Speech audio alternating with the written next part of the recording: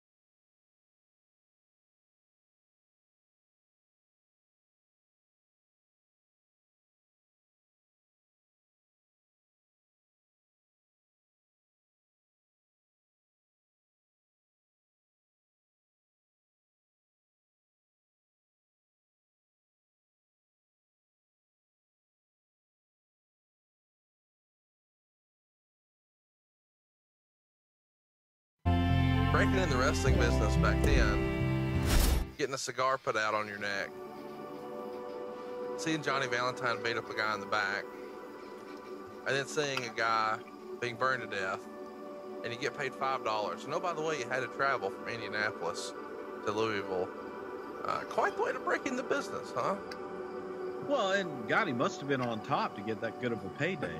But it was, if he was in Memphis, he definitely would have been on top with that payday. That's how you paid your dues. And now, granted, 1966, different time, and $5 is a lot more money than it is today. But still, for everything that you do and the miles that you put in, it's you ain't getting rich anytime soon. That's for sure. Well, let's talk about I can build my own levels. Him joining the business, because of course he's not making a full-time living, and he's still the breadwinner for the household here. His mom's working, but they need all the help they can get. So he's still working at the car dealer, and eventually the GM discovers what's going on, and that Bobby is actually working. He takes issue with it and refers to it as a degrading profession. Bobby pops off. I just heard on the Peggy radio that some intruder made all of my blame. You need to get some distance. Just head north for now. He's going to do this. He can't be involved in professional wrestling. So he winds up getting fired. Did you hear that story about how Bobby had to choose between real life, I guess, so to speak, and professional wrestling? You got to bring that bird back to me. It's our only way out of this shitstorm. Now, I need to make sure they didn't mess with it. Let's run it through some tests. Hang a sharp left at the crop circle and fly super low along the river. He could pick up a couple dollars here and there just to support his wrestling. That's it. You got this. Keep it steady. The bad thing about it is he can see you up and they see you in a Okay, I'm going to have you dip that left wing. That's the one that worries me. It's always acted up a bit. Big crowd, TV, big rich. Reality is, yep, you'd have gone into a full-on barrel roll by now if something was wrong. Well, guess the Colts got some competent pilots. So it's a tough position to be in, but Bobby was willing to take that chance because that's what he wanted to do. That's what he mentioned, that he tried to go Stay by low here. Pretty boy Bobby doing this at this point full-time wrestling. And Bobby pretty much admitted that he kind of borrowed his gimmick. Breaking into John's Ranch of all places and making it out in one piece? Way to show those fuckers! They must have been mystified. Because people enjoy the way Bobby does their thoughts. And even when you see him, man, would I have given to see the look on their faces? Stupid Peggy. There's no half-assing it with Bobby. He really, throwing himself into it. That's all they do around here. Show up at your door like they did to me, and take whatever the hell they want. No, emulated race. everything would be all right. That plane's never let a single one of us rise down. Everything. When we were trying to... I don't know what we would have done if we lost that plane. Explain to our people in Louisville, Connecticut, how to take them off. You should be coming to a big fork in the river. Hang right. Howard, kick up your legs, kick up your arm. Yeah. Takes a certain kind of man to defend his home. Between you and me, I'm not sure if I fit the bill. I don't know if you got any little monsters of your own, but I'm telling you, the thought of leaving mine fatherless puts the fear of God in me. And mine ain't even born yet.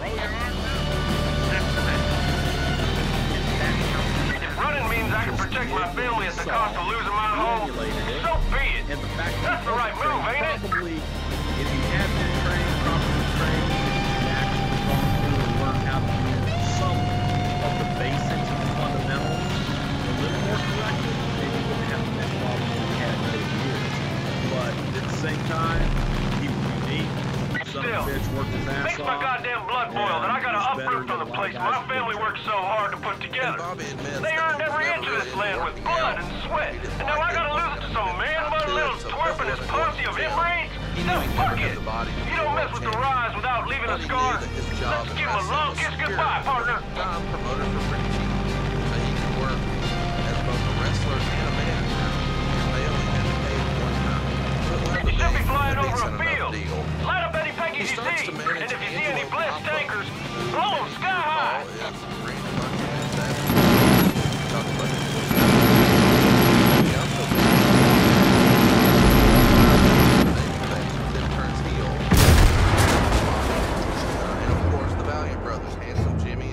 Johnny Valiant. So there's lots of big names that Bobby has an opportunity to be around pretty early in his career. You ever hear any stories about him managing Angelo or Blackjack or the Valiant Brothers? There was part of him. You should be flying over a field. Light up any Peggies you see, and if you see any bliss tankers, blow them sky high. In other words, Joseph has his minions poisoning our water supply. Check out the irrigation reservoir or places like it, and lay waste to them. So Angelo, those little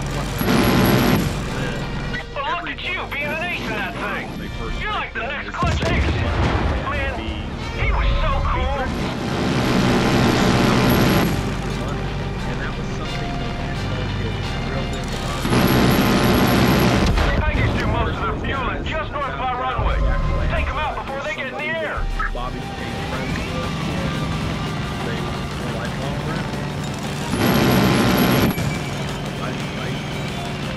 All the way to the end. They were inseparable for so many years. They finished each other's sentences and absolutely hilarious.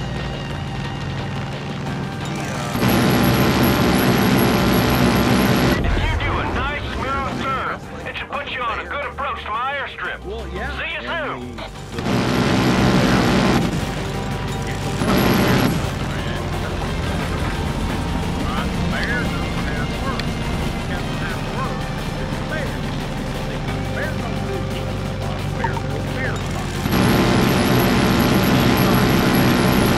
Now, people say landing is the hardest part, but I'll show you how to do it just right. Get the runway in front of you while steadily lowering your altitude. So, Basically, yes.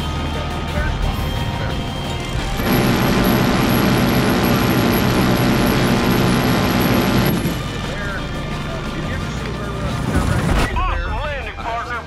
Bring the plane to me. You'll see me waving. Okay, so you see, like after the match, they always give the bear a Coca-Cola or something to drink.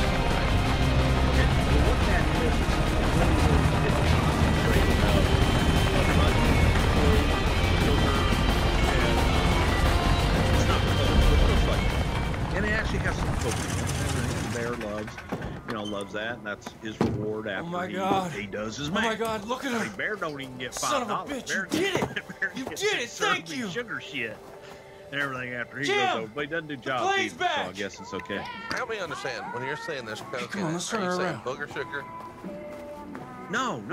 Come on, grab on. Okay, well, it's brother love, I don't know. I mean, damn, you gonna get a coked up bear out there? Jesus. first time in a long time. I love I feel like shit's actually going my way. Wrestling a bear isn't ridiculous, but if we feed the bear cocaine, now we've just gone too far. Jim, come on! Yes, you have now. Now we're talking animal Please tell me they abuse, didn't all right? fuck with her. It's not like you're gonna put a bunch of dogs around a ring. This plane's and been in my hump family each for other. 3 generations. Listen, doggy, this is Can your you believe spot. that? Anyway, so the bear spots. There was always Jim, you the coming? first time that the guy wrestles the bear. The rest of the boys would always that go woman by and they would sometimes. get like some of this solution. Usually Anyway. get some honey. My grandpa first got it when he got and back put from the World honey War on your II. hand, and when the guy his that's pride and wrestling joy. the bear would walk by, he'd always pat him on the ass. I made "Hey, a few man, have a good match." modifications over the years. So by the Jim, time would the you guy gets just to the ring, hurry up? his trunks are full of honey. What? Who's that? He doesn't know. Those motherfuckers, they just won't let up. Good match. All right. We're gonna get lucky. But I'm better in the air, but the you're bear a gets in fucking the beast ring, on the ground. the bear on I'll hit him high, instinct you hit him wants low. What that do you say, honey. partner? So the bear Hoorah! goes for your ass. Jim, you stay And inside till again, I when get the bear back. wants some human ass. Ain't a whole lot you can do. Just do it. Get that tongue on there. It's like Christmas vacation and snots. It's better if you just let him finish. You warmed up these guns good, but I'm about to make them red hot. Indiana Jim's in the house. 65 I'm to trusting you, partner. 69, Keep and her safe. business is way down at the time. He says that once upon a time they would take like 6 matches, and there's only 20 fans there, but there's like 75 fans. So as the fans start to leave, sit in the crowd. There's only about 20 people there on the TV. So they have a backdrop curtain with faces drawn on it. This guy's good. Man, it looks like Come on, you 50. bastard. It's an interesting time for wrestling. Did you ever hear about some of these feast and famine days? Without a doubt. And Indianapolis was territory that was good and bad. Watch Any these part of the seconds. world. Damn. I can't get an angle. So Tell me what to that do. Midwest territory was good there. Sometimes they were good. Sometimes they were bad. And when they were bad, they could be very bad.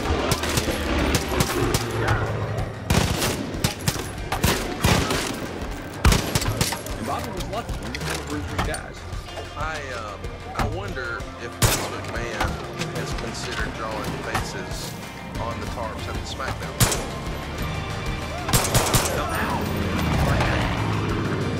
Saying that Get to the house! thank you They're for charging they were in! blacking off by the hard cam.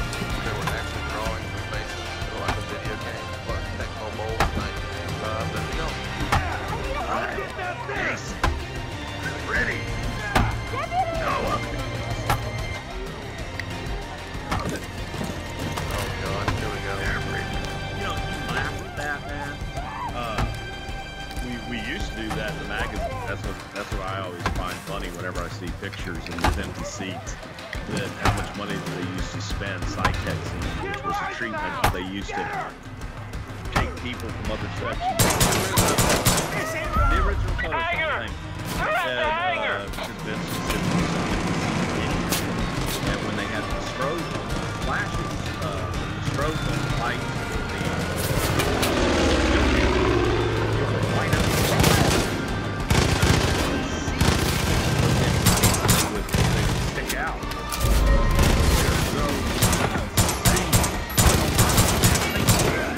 A lot of the places had crowd drawn in the back. Stay back! I'm gonna light up these snipers on the roof! Wooden drop behind the audience. They would have just faces of people with their arms up in the air like some up on top of them. Stuff like that. Looks a lot like to read books, and I just love the information. And Audible makes getting books in your life easy. It's an unbeatable selection of audiobooks with incredible performances. I mean, you can transform your commute and ride with Audible. Unlike, one of those streaming services or rental services. At Audible, you own your books. So you can access them anytime, anywhere, from pretty much any device. I like to listen to mine on my iPhone, but you can do it on iPad, Android, Amazon Fire, tablets, Windows Phone, whatever it is that you have. Plus, thanks to the great listen guarantee, if you don't like your title, swap it out for a new one. Not to mention, Audible channels give you a collection of exclusive, original short stories and comedy, so you always have something. Right now, the recommendation on book that he's reading right now is called The Civil War Not Giving a Fuck. So hard, it's a damn good listen, let me tell you. Nothing like listening to it in your car on Audible, because that's the best way to read the words you can.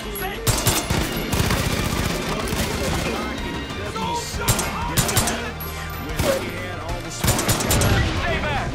I'm gonna light up these snipers on the roof! Smartest guys in the room over there at Audible. Hey guys, it's easy to do, and you can get a free audiobook with a 30-day trial at audible.com/. That's audible.com/Bruce, BRUCE, for a free audiobook with your 30-day trial. Do not let this opportunity pass you by and transform your commute today and ride audible.com/Bruce and get a free 30-day trial and a free audiobook. Saturday night, October 7th, Bruce Pritchard is going to be in Detroit Rock City, and he's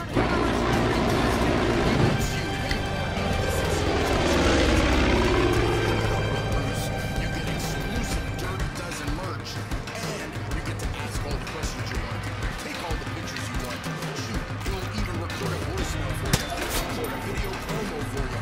Whatever you want, it's your time with Bombs away! Bruce Pritchard. Shit! I think I got some wind nudging my bomb! /Pritchard Show and drop $100. $100 gives you this exclusive experience. This isn't a meet and greet. This isn't a shake hand, take a picture. This is an actual hangout with Bruce Pritchard. And if you don't believe me, why don't you trust this guy?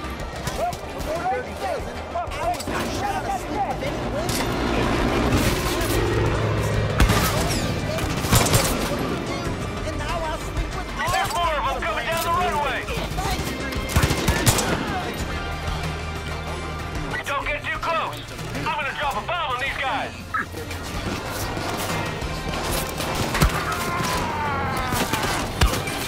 Pritchard's Dirty Dozen, and you will have a night that you will never forget.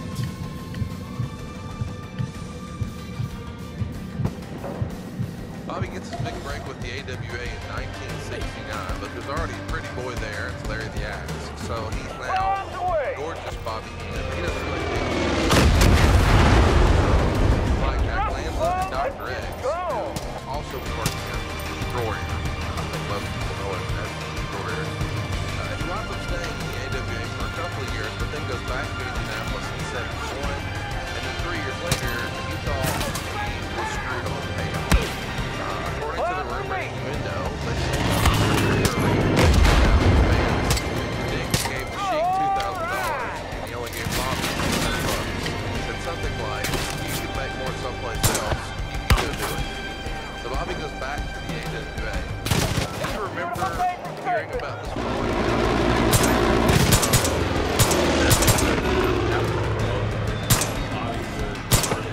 Many years out. You think you can make more money elsewhere?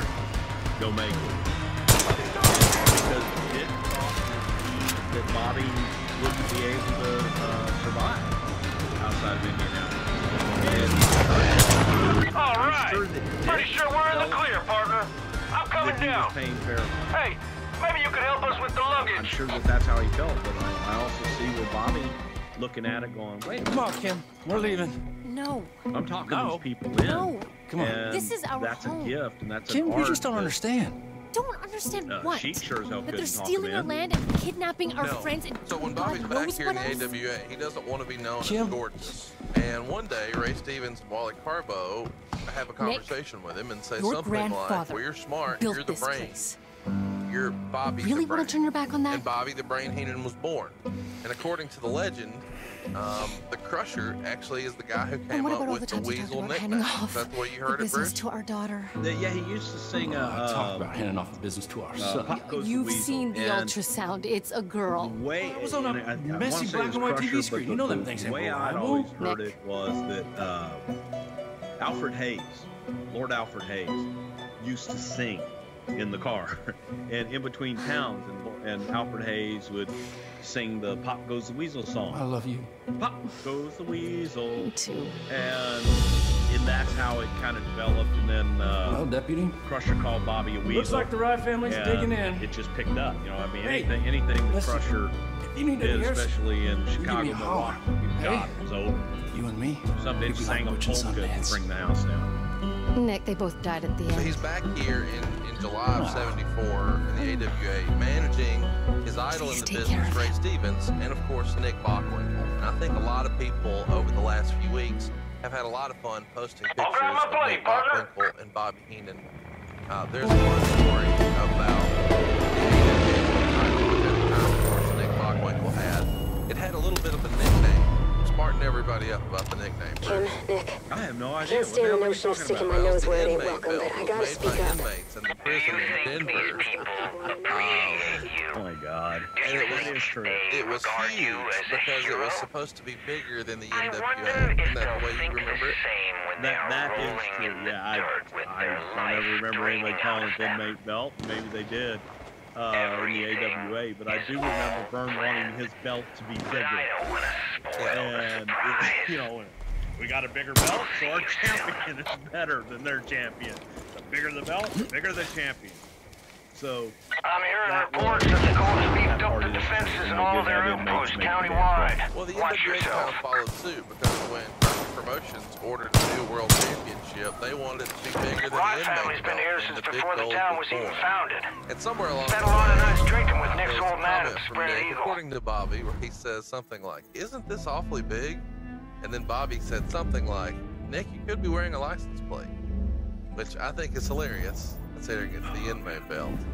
You know, and Bobby and Nick were together for so many years, and Nick is this highly educated, very proper guy, and his wife Darlene, oh my God, just a class act. She was cool as shit too. But Nick, they were the original odd couple, because Nick was proper and just everything had to be just so, and then Bobby was Bobby. Uneducated, quick wit, and would tear people up in a heartbeat. But they melded together, they meshed well, and they were the perfect team, because Bobby would go out, and Nick wasn't a bad promo, but Bobby made Nick, in my opinion, that package was perfect for the AWA. I've gathered all He tells a story in one of his books that once upon a time he was in North Dakota, and there's a bunch of heels and baby faces playing cribbage together, when all of a sudden a bunch of civilians walk by. In order to keep kayfabe, these guys just start working with each other, throwing working punches, hitting each other with a cribbage board. The Crusher takes them home just to keep kayfabe. Do you remember ever finding yourself in a similar situation where you're the only talking to the baby face, somebody walks by, and that's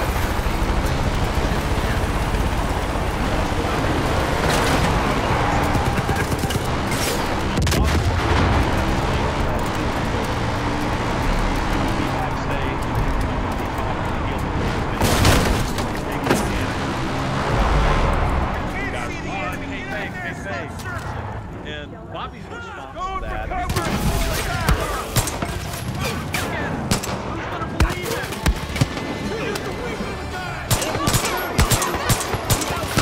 he's got, 2 teeth and 50 cents if he rubbed, everything that he has on his body together. Who's going to believe him? Oh, yeah, Bobby Heenan was backstage talking to Vern Gagne. They'd never believe that. Let's talk about 1975. There's a show in Chicago, and it's been reported that this maybe was a cause of a lot of Bobby's paranoia. Because even when he was on Nitro, Tony Schiavone has said that he was so old school and worried about the heat from fans and being attacked by fans that he would sprint to the car. The idea being, before you ever go out to call Nitro, you have your bags completely packed in the car, and you'd back in, straight out, right out of the car. But the idea that as soon as it goes over, bring that car and try to get out of it, you have to have an opportunity to get around the outside of the building. And some of that comes from January 23rd, 1975 in Chicago. Someone shot at Bobby, but they missed, but 5 others were injured. Do you remember hearing about this? How commonplace was it back in the day? Family being killed.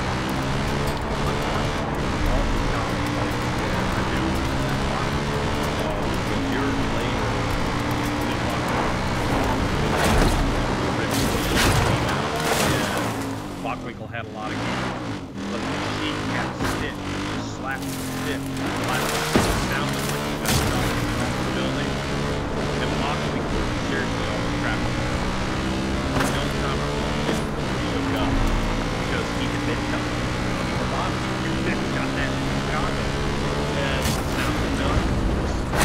Really terrified the hell out of him, but a good heel, and something back in those days, people took it seriously. And they didn't like their favorites to get cheated, especially by some weasel manager with bleach blonde hair that couldn't fight his way out of a paper bag. Bobby winds up leaving the AWA in '79 when Blackjack asks him to come to Atlanta with him. So when he makes it down to the Atlanta territory, he actually winds up with his first version of the Heenan family with Killer Carl Cox, Mass Superstar, and Dr. Judo. But Bobby says at the time there was not a lot of money in Atlanta. Ole Anderson is the guy with the book, and Bobby says nobody liked him. He, in fact, described him as the kind of guy with a size 10 foot, but size 9 shoe. He worked from January to November without a single day off, and then he decided, I think I'm going to go back to the AWA. Do you remember hearing any stories about Bobby's venture into Atlanta at this time?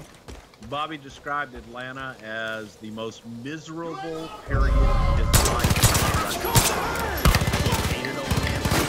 He hated Atlanta. He just had absolutely nothing good to say about it. And he would always bring that up to Lance and go, you son of a bitch, got me to go to Atlanta. And the most miserable 9 months or 8 months or whatever the hell it was of my life. And I hold you responsible, you son of a bitch. But he hated it. He hated Ole, and he hated the South. And it was just a miserable, miserable time. And plus, he wasn't making any money. And he had, like, Killer Carl Cox. He had all these different guys that he was managing. But he was getting paid as if he was managing one guy. But he still went out and he comes back to the AWA. Thanksgiving time in 1979. And upon his return, he was born out for most of the time. They wrestle a loser leaves town match. Of course, Bobby wins. And then he starts to be programmed with Greg Gagne. He works in the Weasel suit for the very first time. It's a Weasel suit match against Greg Gagne in St. Paul. A lot of us, myself included, probably once upon a time thought that that was, you know, originated in the WWF. He was actually doing it here in the AWA. I grew up with it doing it. But when you go back and you watch it, it's actually Greg Gagne who did the honors here first. Of course, Gagne wins the match, so now Bobby is in his Weasel suit, chasing his tail, taking it off. And Bobby's always a fan of working with Greg. When asked once if Vern pushed Greg too hard, Bobby said he didn't push it hard enough. You ever hearing about these Weasel suit matches or any conversations about Greg Gagne? well, no, and that probably wasn't because Bobby did work with Greg Gagne. I think you'd be hard-pressed to find anybody that didn't really like him.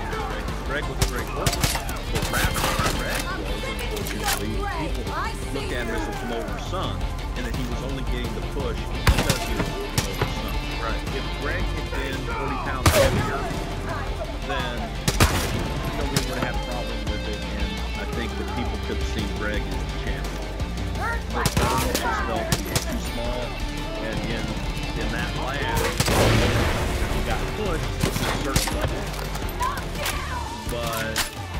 that was Bobby's work. I always heard praise for Greg Gunn, Bobby and Jack Lanson. They loved it. So the only falling out, really, that Bobby has with Vern, because he says he's really working with Vern. But the real conflict happens in '83 when he's leaving. This is an interesting time in the wrestling league. Bobby has said that he had been calling Vince Sr. Every 6 months looking for a gig. But Vince would never bring him in because they already had in the New York territory Classic Freddie Blassie, Captain Lou Albano, the Grand Wizard, so they're loaded with managers. They didn't really need somebody else. But once in '83, right before they were set to go to Japan, he has a conversation with Vince, and Vince tells him something like, something big is going to happen, and I can't use you now. There'd really be trouble, but you'll hear about it. So when Bobby was in Japan, Vince Sr. passes away from cancer, and it turns out he had already sold the company to his son, Vince Jr. While Bobby is in Japan in 1983, he's teaming with Harley Race against Haku, and here's a name you didn't expect to hear today, Atsushi Onita. A lot of us hardcore tape traders from the 90s remember Onita from his crazy death matches with FMW. Haku slams Bobby, and Onita comes off the top rope with a leg drop, and the dropped leg on Bobby's face causes a pretty major injury to his neck. And every time Onita's name would be mentioned, or there would be a picture, that's the mother. Can I tell you a story about this? About Onita breaking his neck? I mean, it's probably, I shouldn't say probably, it's definitely Jackson, right? There's no chance that Onita would have intentionally. Bobby felt that he was sloppy and stiff and took advantage of Bobby because he didn't view Bobby as a wrestler, and he didn't view Bobby as somebody that, he didn't view Bobby as an athlete. He felt that he took liberties with him. Bobby worked with this from 1983 all the way until 1995 before he has the surgery. And he has it while he's working for WCW. Bobby would say that one of the reasons he went to WCW, and we'll talk about that later, I'm sure one was not getting the escalation in his income, but he really liked to hang his hat on the fact that he got insurance.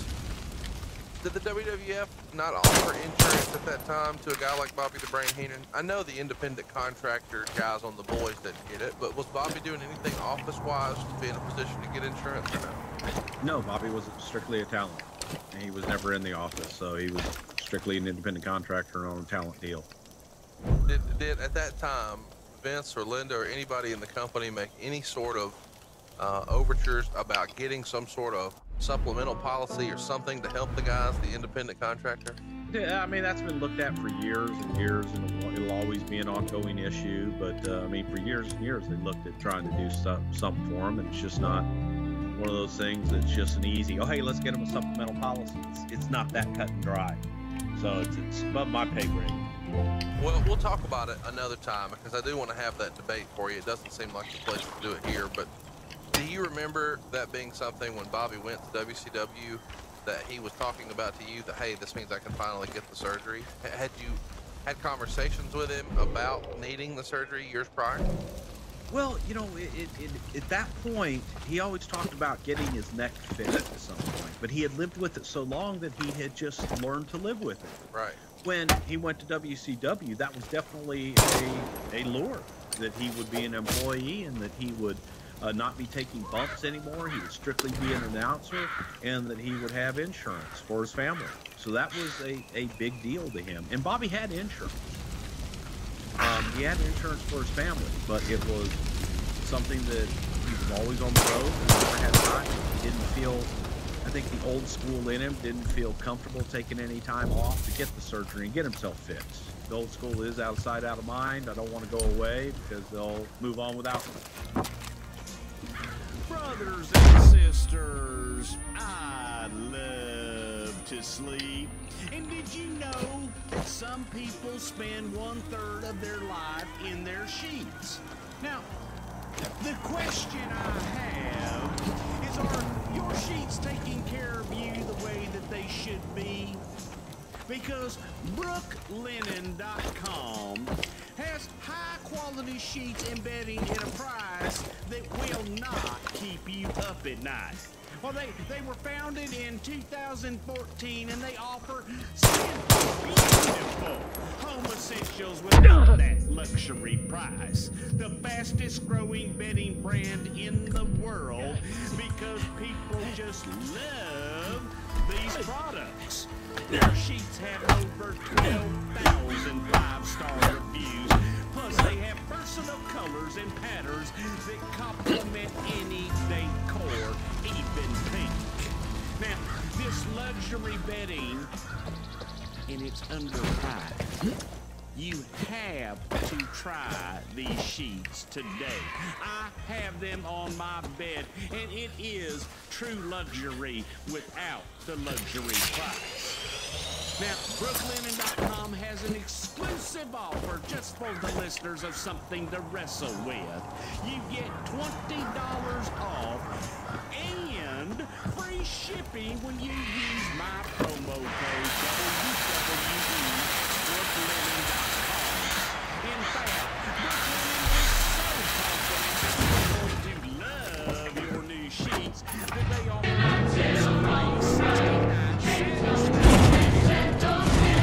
69 warranty on all of their sheets and comforters. Now, there is no reason not to give these sheets a try.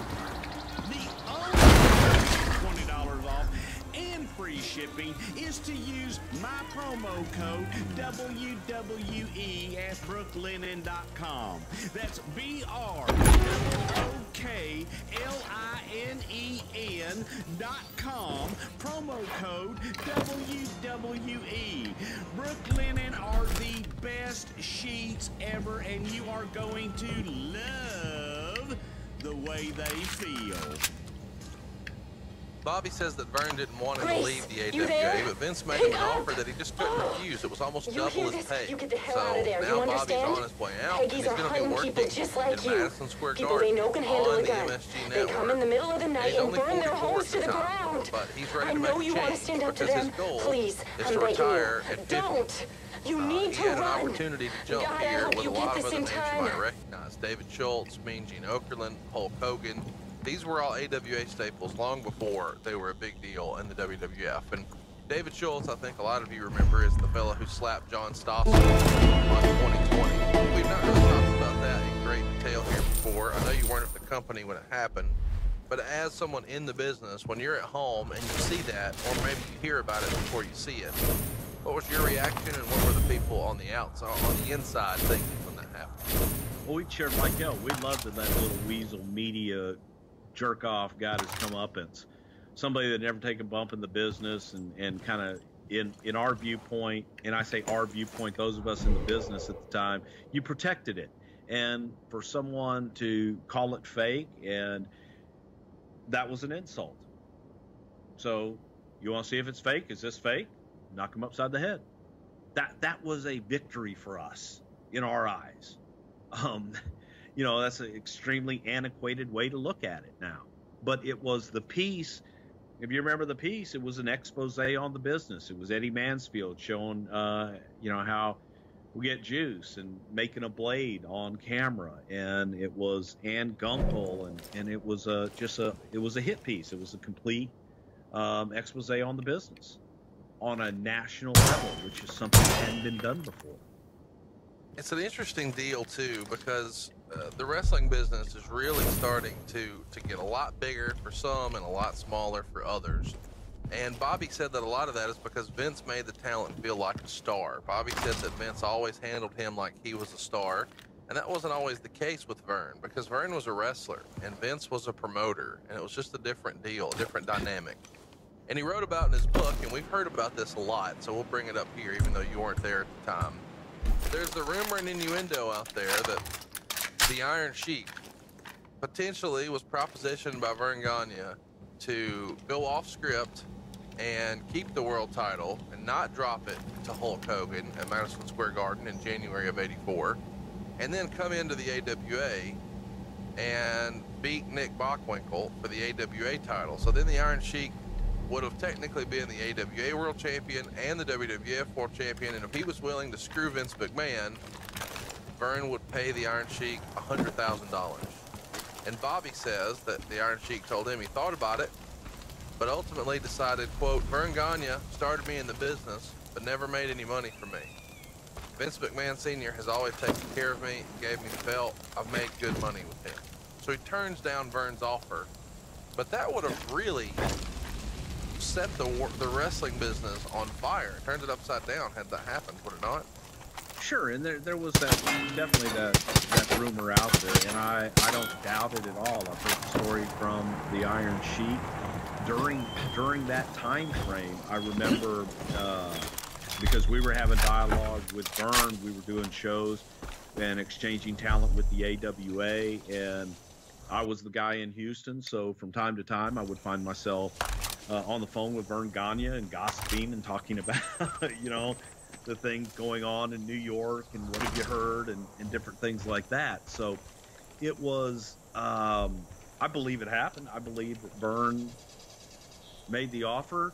Sheiky baby, maybe for to be, I break jabroni, Hulk Hogan's leg, hack fui. I take a belt back to Mr. Vern Gagne. And then I say, fuck you, Vern. Vince McMahon been very, very good to me. So fuck you. And that's Sheik's version of it. So let's talk about when Bobby finally gives his notice. We kind of teased it a little earlier that this was a little bit of a falling out. Bobby reaches out to Hulk, who he was friendly with and worked with in the AWA, and says, hey, I'm ready to go. And Hulk said, call me back in 5 minutes. Because at this point, they had pursued Bobby a handful of times. Well, when Bobby gets the call back from Hulk, Hulk says he just talked to Vince, and when you get home, give him a call. So Bobby calls Vince on a Friday night and says he's ready to make the change. He makes him a substantial offer, and he accepts it. So Bobby picks up the phone and calls Greg. Actually calls Vern. But Greg answers, and he tells Greg that the WWF made him an offer. Greg says something like, oh, those bastards are after it again. And he tells him that it was a substantial offer, and Greg says, well, go ahead. So then Vern calls Bobby back very quickly and says, hey, if we're going to do this, you need to come tell me face to face. So Bobby asks if he's going to be in the office tomorrow around 1, and Vern says yes.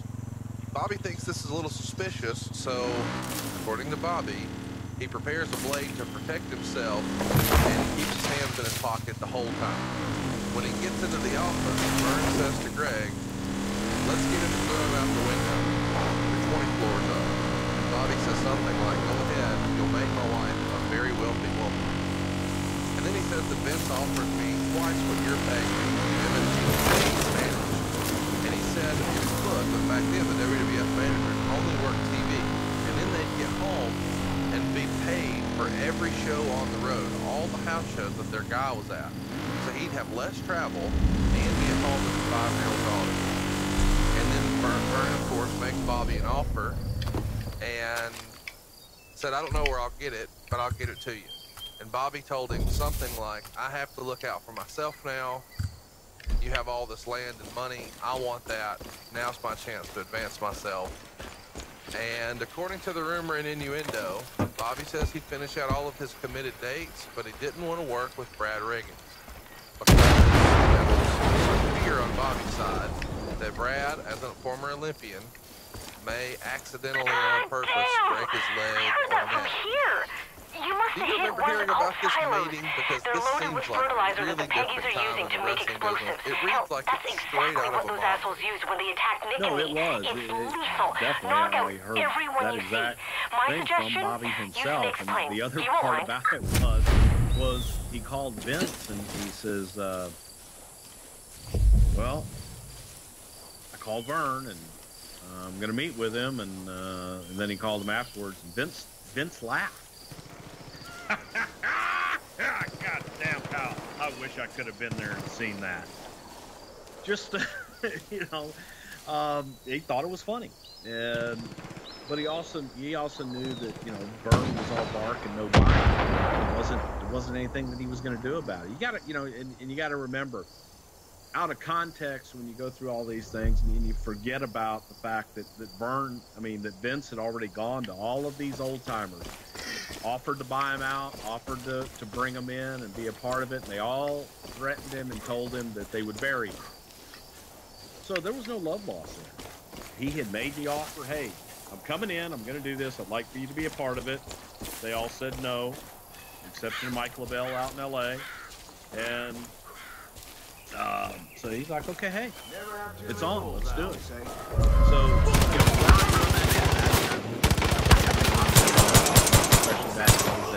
but Bobby didn't want to stay another day. He wanted to get out because he didn't trust anybody there. He just wanted to go and get the hell out of there. So I don't think that he made any more dates after that.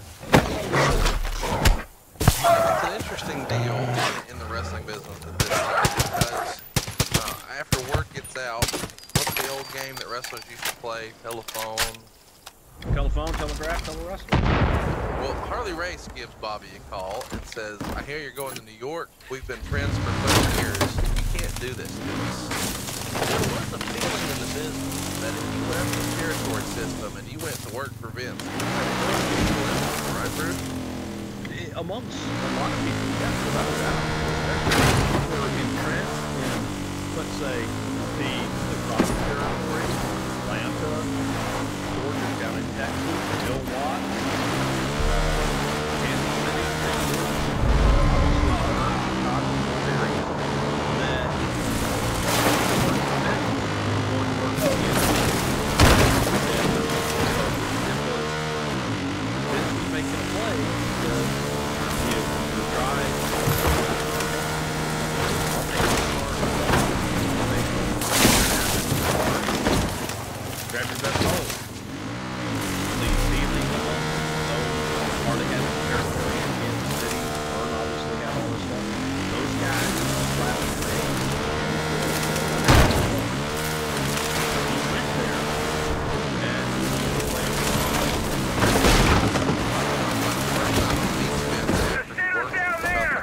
briefly in Chicago when Vince was promoting the Ali and Noki fight. But when they're at the MSG show, Vince barks at Bobby to put out a cigar because Bobby had a lit cigar and Vince apparently didn't like smoking. Bobby keeps this in mind, and at a WrestleMania, I guess 5, McMahon is yelling at Jesse Ventura for having a cigar. So later that night, when Bobby sees the cigar in an ashtray, he took it and put it in the breast pocket of Vince's suit coat that was hanging on a rag. Do you remember any other interesting smoking stories? We've heard a phenomenal one on the $1 Million Man episode about a guy smoking in first class on a plane. Any other smoking stories with Vince McMahon you can share? Well, with Bobby Heenan in particular, Bobby used to like to go into Vince's office. This is funny and kind of sick in a way, but before Vince would get there. So Vince would always be late. He'll be late to his funeral. But Bobby used to like to get into Vince's office, relieve himself, not flush, and then smoke a couple of cigarettes in the office to fill the office up with cigarette smoke, so that when Vince came in, his office would smell of cigarette smoke and usually have something floating in the toilet. That's so awesome. How can you not love Bobby Heenan? Even the boss isn't above being ripped. Oh, nobody was above getting something from the Weasel. He was absolutely priceless. But he would also be the first one when Vince would come out barking to point at somebody else. I saw that. You know what, Vince? I was in your office. I saw a janitor. He was smoking. I said, hey, you son of a bitch, you better put that damn thing out. And he said, oh, yeah? Well, screw you. And he put it right out on your desk. I'm pointing out you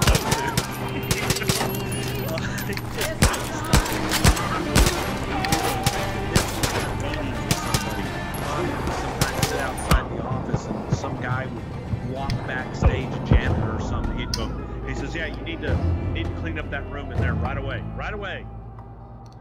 And the guy would walk in on a meeting, you know, an intense meeting with Vince and whoever, and get thrown out. The guy says, man, they don't need to clean up. No, he wants it done right away. You gotta get back in there.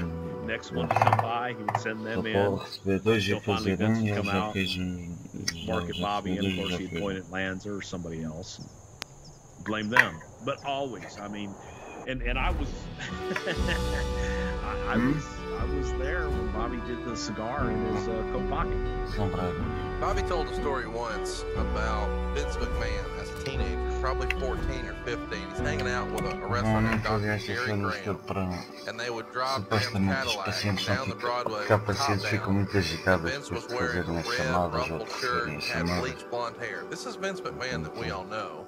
And according to the rumor and innuendo, when Vince Sr. finds out, he goes nuts and puts a major stop to that. Do you remember hearing any stories about Vince McMahon as a teenager being infatuated Good job with getting wrestling this and trying place to back emulate from the some cult. guys? Dr. Luckily, Jerry Graham they didn't do too much damage to the farm. I mean, that's but they did somebody kill a that lot he of always livestock. wanted to be, because Some of the Jerry cows Graham are was wandering larger the than fields life. out Jerry back. Graham lit Think you can bring cigars them to their with pen? $100 bills. You just need to spook them a bit. Had Chuck a bleach rock blonde at him or hair, something. always had, Give him a you know, slap the on the nicest rump. clothes, always had, They'll run away from you. convertible But you Cadillac. can use fear to steer them where you when want them to go. Vince comes up from North Carolina to Washington, D.C. to be with his dad for the summer. Vince bleaches his hair blonde and goes and hangs out with Dr. Jerry Graham because that's what he wanted to be. Yeah, and his father was pretty upset, put the kibosh on that pretty quick. Interestingly enough, Dr. Jerry Graham was put into the WWE Hall of Fame this year as part of the Legacy Wing. Why do you think it took so long for Jerry Graham to get put in? I don't know. To me, I always thought that Dr. Jerry Graham would be a part of the major inductions because he did. He really meant so much to Vince himself, but also so many of the talent. They have no idea. Superstar Billy Graham, they think Graham played Superstar Billy Graham. Billy Graham played Dr. Jerry Graham. And that flamboyance and that cockiness and that heel persona was really in so many ways first done by obviously Gorgeous George and Dr. Jerry Graham back in the day. Graham didn't California. So when Bobby's first brought into the company, he is brought in to manage Jesse Ventura. By the time he gets there, the word is out that Jesse's starting to experience some physical problems. He's got some circulation problems in his legs, and he doesn't want or isn't going to be able to work full time. So they're going to try to find some other things for Jesse to do. So instead, Vince asked Bobby to manage Big John Studd. Bobby agrees. Their first show is in Minnesota, AWA country. Now remember how he left. Bobby's a little nervous. So when he comes to the show, he's actually wearing a mask when he walks into the back. And he put a rock in his shoe to change his walk up so no one would be able to identify that that's who he was. Bobby felt like he had never left the AWA though when he appears in front of the crowd because they remember him from the Weasel suit matches and start chanting Weasel right away. Do you remember hearing that Bobby was maybe a little suspect about walking in as himself this night as a WWF performer but in AWA country? Bobby could be a little paranoid at times, thinking that, you know, everybody was out to get him, but that was the era that he was brought up in. He was brought up all in here together. a nasty heel that people wanted to kill. So now you're going home to your territory, and there were crazy things going on. You know, ring trucks would have flat tires, and things would go missing. People would show up at hotels, knock on doors, and threats were made. So he was being overly cautious and overly careful. Probably you can attribute a lot of it to paranoia and growing up that way in the business. Bobby's actually wrestling quite a bit in 84 and 85 years. Remember, he worked a $10,000 steel cage battle royal that was won by The Rock, Father Rodney Johnson. He's also taking on enhancement talent, and he's doing this on Primetime Wrestling from MSG. He's getting wins over SD Jones, and he's even in a tag match with Jimmy Snuka and the Tonga Kid against Bobby the Brain and Big John Studd. And then when they make their way over to Dallas to close out 84, Andre the Giant and Blackjack on one side, Bobby the Brain Heenan and Ken Patera on the other side. I think a lot of people kind of overlook that. He had an opportunity to work with the San Martinos. They were shot in February of '85. Bruno and David against Bobby and Paul Orndorff. And then, think about this. Let me run through this for you. I think you'll like this, Bruce. February 23rd in Altoona, Pennsylvania, David Sammartino, Junkyard Dog, and George Wells. How's that for a team? Taking on Bobby the Brain Heenan, Johnny V, and Ken Patera. That is quite the six-man tag, is it not? Ooh. Yeah, that's crazy, and all those matches were attraction matches with Bobby, you know, being the manager, being forced to wrestle in some of these things. And I would say normally Bobby is probably the best worker out of the group in some of those instances, but working with Andre and doing some of those things, he hated working with Bruno. I'm not sure that Bruno and Bobby really got along all that well, but Did Bruno take his nose? Did Bruno take himself too seriously? I think Bruno took himself too seriously in those days. Yeah, really do. Bruno's a really nice guy, really, really nice guy. But when you start talking about the business I need and access how to the the equipment business in this has changed, and I'm going back to Get rid when of all I these was around doomsday Bruno hippies in for the me. late '80s. He didn't like the changes. He didn't like what the business had become. Well, but I mean that's true of a lot of people today. I mean, Jimmy Cornette hates. I should say hates the business. He hates a lot of the changes. And I think anybody in anything, I think football players, you know, they watch football nowadays and look at a bunch of panties, wearing pads. Sure. You know, it just changes. The business evolves. You either evolve with it or you die. And you get gobbled up. So at that time, I know Bruno took himself very seriously, and Bobby was a gimmick I need access manager. to the equipment in this And tower. having, you know, going out and working. Get rid of all these doomsday and they hippies just for didn't me. gel. Bobby's working against the San Martinos, and he's tagging along with Paul Orndorff. You know how Bobby and Paul got along? Great. They got along great. Paul's from Georgia, and man, it was. Paul could be kind of miserable sometimes, be a little bit ornery, but so could Bobby. And they gelled well together, and they got along. The only guy going back that I remember that Bobby didn't get along with really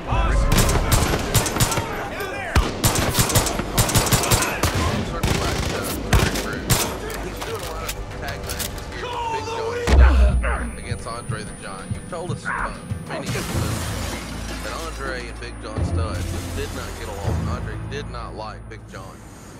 How did Bobby get along with Big John Studd? And early here in '85, what was Bobby's relationship like with Andre, to the best of your understanding? Oh, Andre and Bobby were always good. I need access to the equipment in this. this. They go way back from the days in Indianapolis. So Andre and Bobby were always good friends. They always got along. Andre just didn't like giants. Andre didn't like anybody that could enter into that giant realm. Andre, I'm only giant. God, I wish I could do Andre as good as Dan Soder. Nobody can. Get rid of all these doomsday hippies for me. But you know, Studd was Studd, and at that time, Bobby was so happy to have a job and was so happy he was making money. Bobby didn't care who he managed, and he was just willing to do. You know, let me do my job. I'll go out and get these guys over.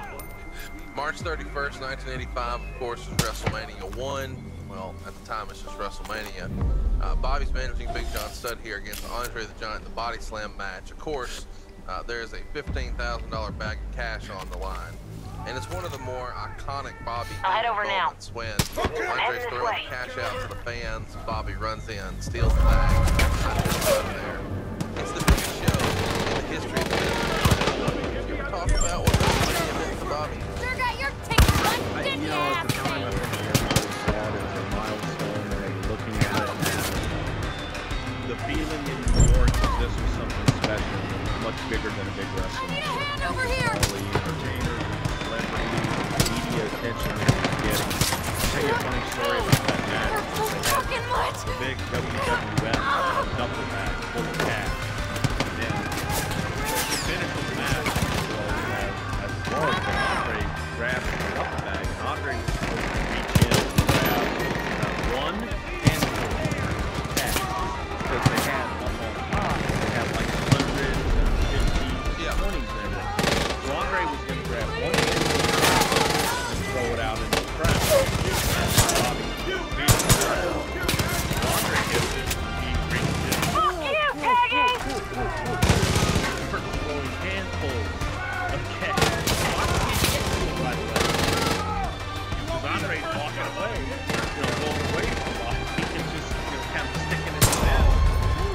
job, Deputy.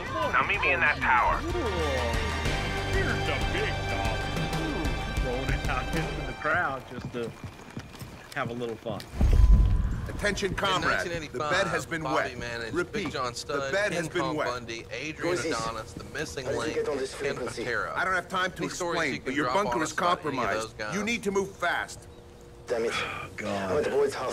Send me a chopper and I'll take care of it. Bundy. It's tailing time, Bundy, every Deputy. time you cash a Follow that check, chopper to stealing Boyd's money, house. Bundy. Let the target get in, and they'll lead you down the yellow brick road. Get out of the Remember, business. as ironic as If this you may weren't big, sound, fat, this and is white, not you a wouldn't be wetworks here. mission. But, Surveillance only. Do not engage the target unless gosh, instructed. you know, going back, There's Ken- the chopper Ken right on Patera, time. If you got a wingsuit, you was can jump one off the that- tower and that follow it Bobby down. enjoyed Otherwise, I managing, spotted an hated ATV working that'll with. get the job done. Because Ken Now was get just going. so damn strong. And, you know, Kenny was Kenny, and world's strongest man at the time really didn't know his own strength. And Bobby just Deputy. hated Follow being him. slung around by the neck and what have you. But for the most part, Give me the you know, tools, Bobby went I'll out fix and his anything. job was Chop, to get chop. people He's getting over. away, He just Deputy. loved being able to take guys and make them more than they could have been on their own. WrestleMania 2 of course goes down.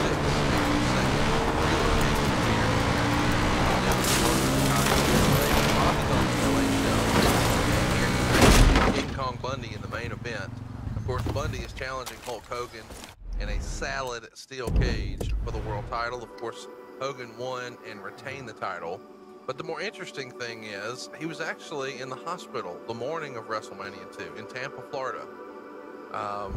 He had Great job, a Deputy. procedure done Now where meet they me in shot that dye in tower. his spine, and this is because of the broken neck that he suffered in Carry a 1983 gun? in You better know how Japan. to use it. But he had this pain all of a sudden that went from his Attention, wrist to comrade. his neck. The So bed has never been any wet. pain in his hand, Repeat, the bed his has been wrist wet. to his neck, and it Who had is bothered this? him How did for you the get all 3 this years frequency? prior. I don't So have time to 83 explain, but your 84 bunker is 85, now into compromised. 86. You need to move But fast. he never had any Damn it. insurance and I'm at couldn't the take boy's time house. off. Send me a because he chopper couldn't and I'll afford take the care of this. surgery. It's tailing and time, to miss the Deputy. dates. He had a Follow that family chopper to support. Boyd's house. Let the target get but in, here, and they'll lead you down the He yellow brick road. finally makes time to Remember, do it. as ironic as this And may he sound, says that this is someone not from the a wetworks WWF mission. told him if he didn't make Surveillance WrestleMania that only. night, he Do was not going to be engage fired. the target unless So Bobby instructed. checked himself There's out the chopper that right on morning time. after If having you got a his wingsuit, procedure done. you can jump off the And the tower and nurse follow asked it him where down. he was going, Otherwise, and I he spotted said, an ATV that'll I'm get going the to job Los done. Angeles to Now wrestle. get going. See you later.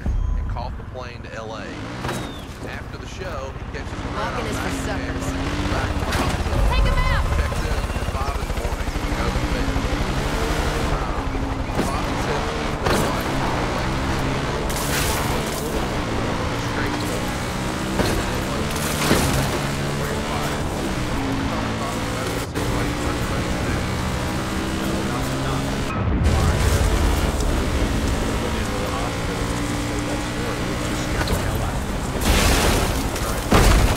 All right, let our man get into the chopper. Remember, we still need to find where he's hiding the tape.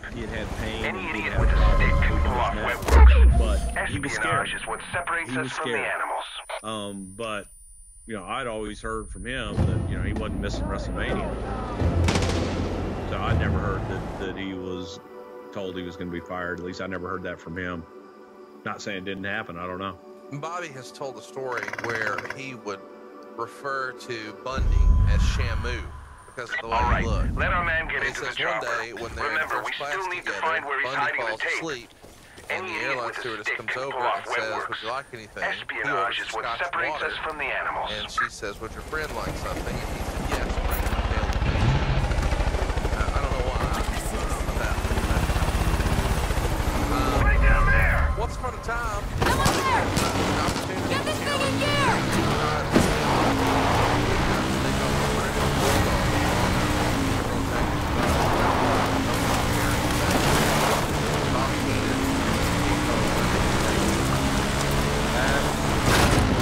Our target was a hotel worker.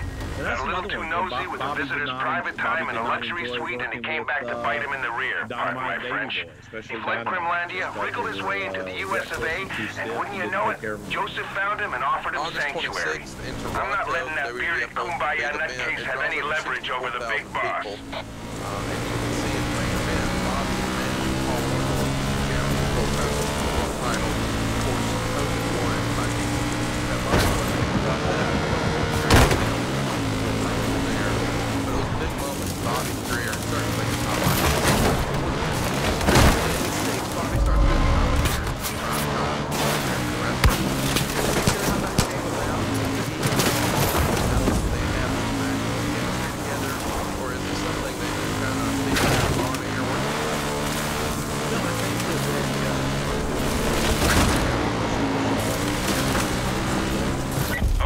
deputy. Now it's time for the stick.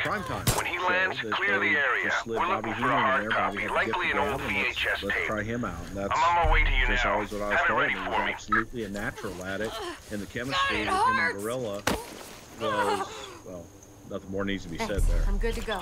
We did a whole show on Bobby and Gorilla. We call it Primetime Wrestling. I believe it's episode 11. It's available in the archives over at somethingtowrestle.com. I encourage you to check it out if you haven't already. There are tons of fabulous Bobby Heenan stories on there. Anything else you'd like to touch on about Primetime Wrestling? I know we did a whole show on that, but that was many moons ago, and you probably had plenty of time to reflect on memories of working with Bobby.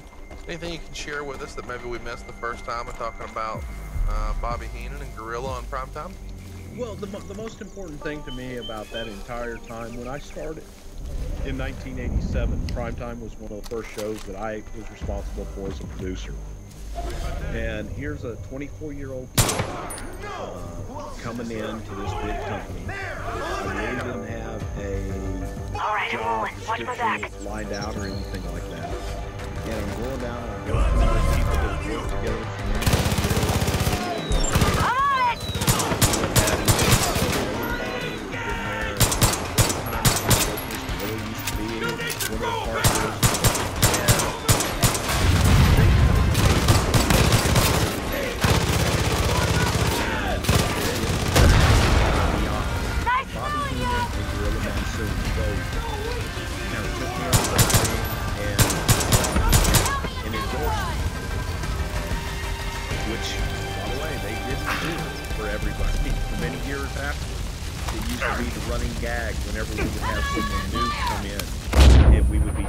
Primetime Wrestling in the studio.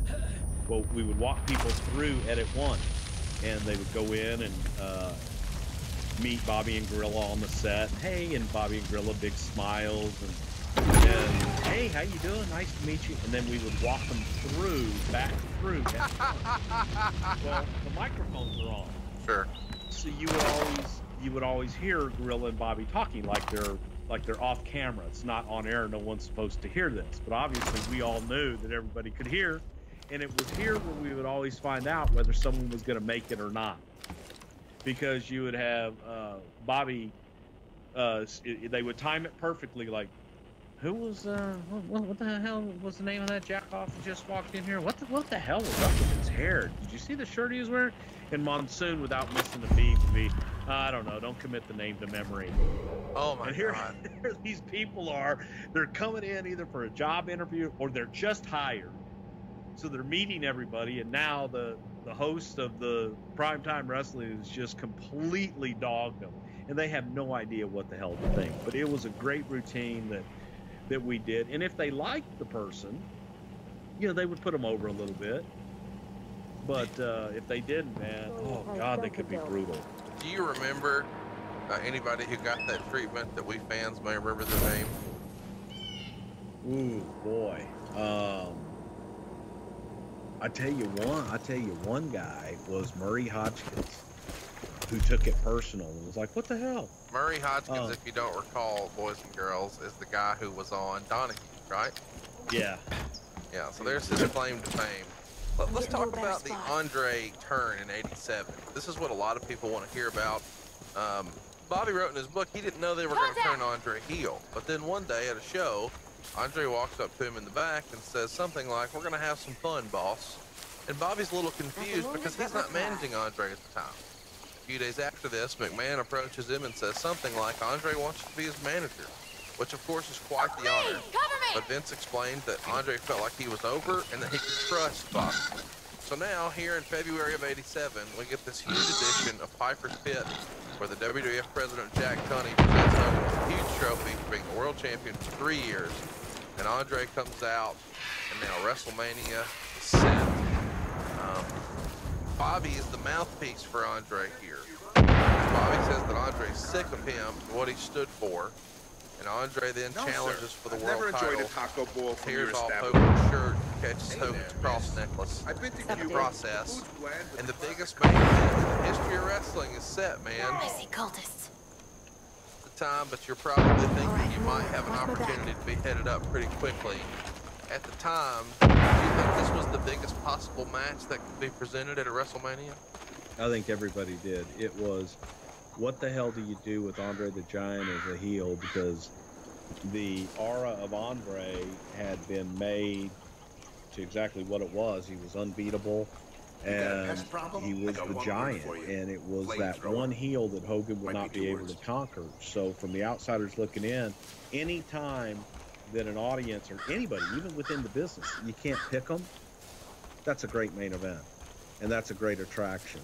So we were all wondering, what the hell are they going to do? There were rumors about, you know, all the stuff that you've heard. Well, Andre's not going to put him over, all this other crap.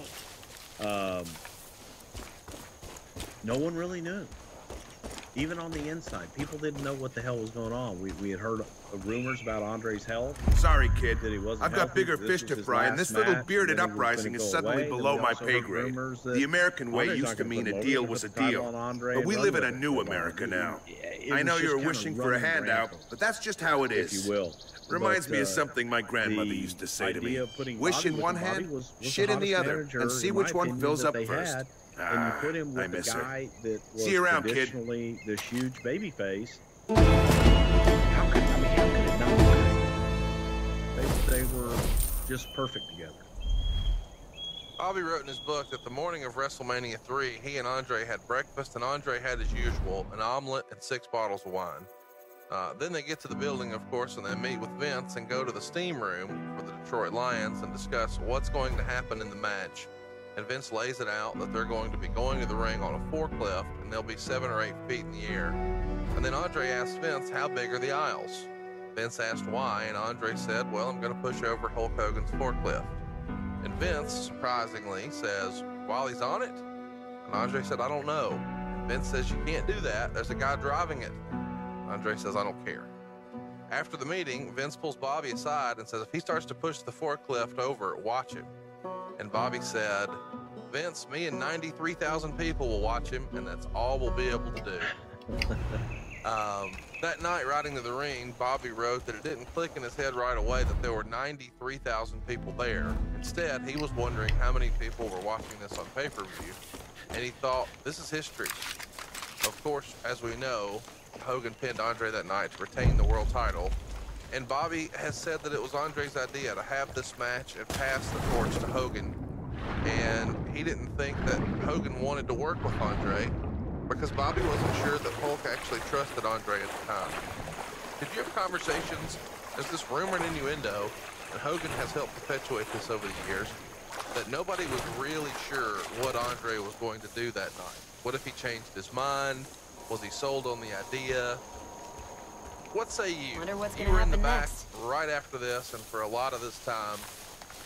Was there ever any sort of hesitation that you're familiar with that maybe Andre wouldn't do business that night? I think that those rumors were perpetuated, and that a lot of people probably wanted to believe that. But I also believe that Vince, going into it with Andre, knew exactly what the hell they were going to do, and that he wouldn't have booked the match if he didn't know the finish and didn't have Andre's cooperation. Because if Andre didn't want to do it, what the hell are you going to do? Well, and I think a lot of folks need to remember this heading into this. What a big part that Bobby was. He probably doesn't get credit for her because Hogan and Andre were actually teaming a lot before this. You know, you had Giant Machine and Hulk Machine and things like that. And on the opposite side of the ring, a lot of the time was Bobby the Brain. So for Andre to side with Bobby,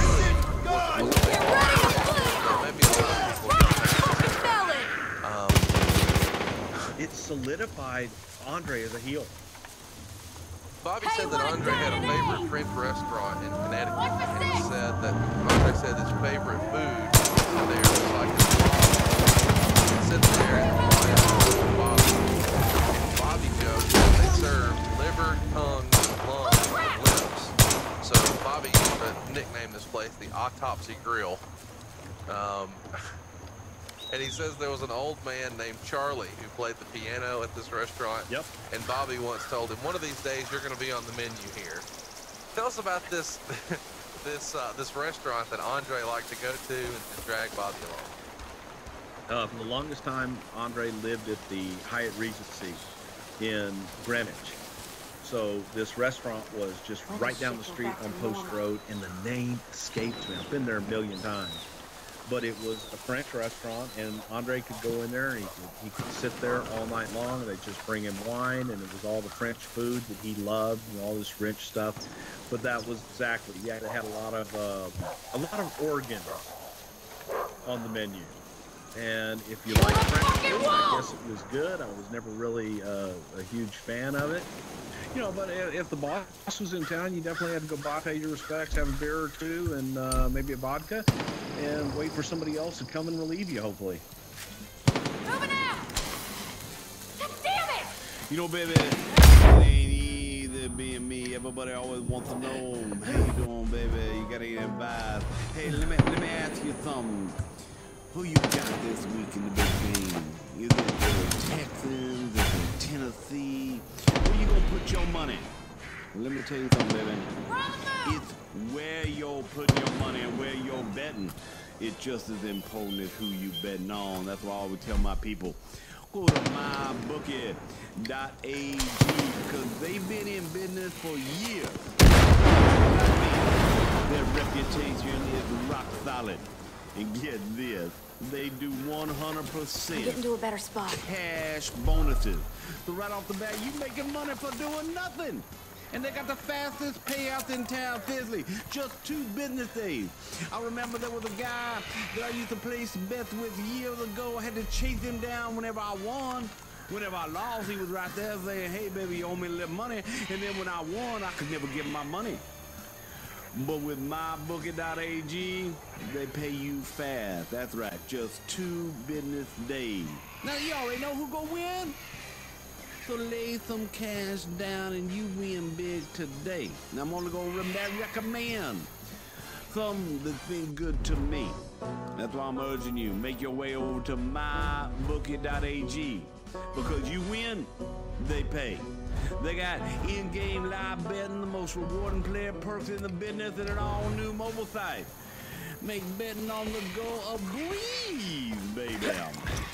So join now, and my bookie will match your deposit with a 100% bonus. That's right, a 100% bonus. All you gotta do is visit mybookie.ag. That's mybookie.ag and use my promo code WRESTLE to activate the offer.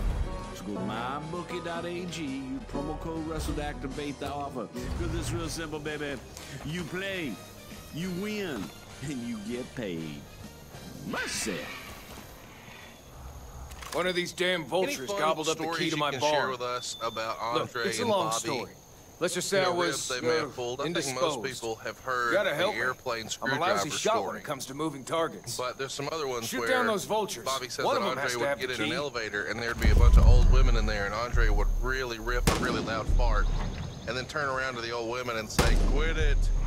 And another time when he ran into Andre in an airport, a couple of guys afterwards came over and asked who it was, and Bobby said something like, "I don't know. I was on my way to my plane, and he grabbed me and demanded I go into the bathroom with him." So these guys just sprinted away from Andre. So lots of fun ribs. Any other ribs you remember about Bobby and Andre? It looked like this would have been a hilarious rib. No, it was constant. And then, you know, Andre wore these shoes, and Bobby used to call them his Herman Munsters, because it looked like those big shoes that Herman Munster used to wear on the Munsters. So this one night, they had been out all night drinking an excessive amount, and, you know, Bobby joked in his Hall of Fame speech about Flair not being very good for his liver. But Andre, before that, did a lot of damage to Bobby's liver. And he thought they were going out, and Andre being almost drunk. Now, you can imagine how much alcohol a giant has to drink to be almost drunk. And so he says, because Andre walks out, and he steps out onto the curb, and all of a sudden, he just... And he said that he spewed vomit all the way across the street. And when he looked down in his Herman Munsters, there was a couple of pieces of giant vomit on the Herman Munsters. He said that Andre just kind of reached down and goes, "Hey, man. Better second time." But he said that the puke stayed on the Herman Munsters for days after. And he said, it would just totally skeeve him out, because every time he would get on a plane or see Andre in the morning, he would look down at his shoes and still see a little bit of giant puke on them. We should mention that I realize the connection with Bruce is not strong right now. We're not in our normal circumstance. Bruce is in Tampa to attend Bobby's funeral tomorrow. So by the time you're listening to this, if you're listening to it as soon as it's posted, Bruce is there. And this is the best we can do. So we've had kind of an off-air run here for about an hour trying to get us back up and running. He's in a hotel in Tampa, so it's just a really tough deal for us tonight. So we apologize that we don't have the normal quality that you're used to, but we're trying to bring you this story as soon as we can and as completely as we can. Bobby is all over the place in 1987 with the WWF. The second big pay-per-view, of course, is Survivor Series, and I'm sure we'll cover that here in a couple of months. Bobby is all over this show.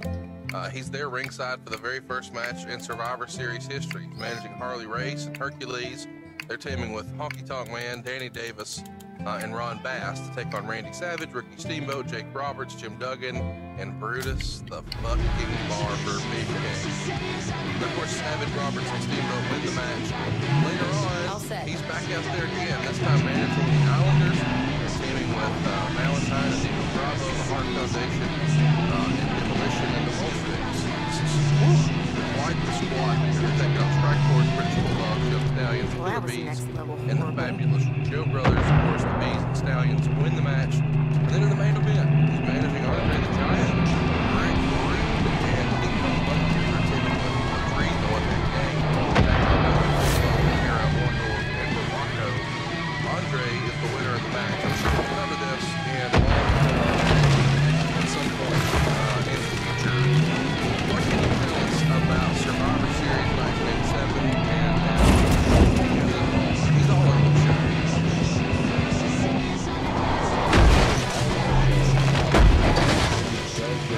Just how many times we have to get up and go back and forth.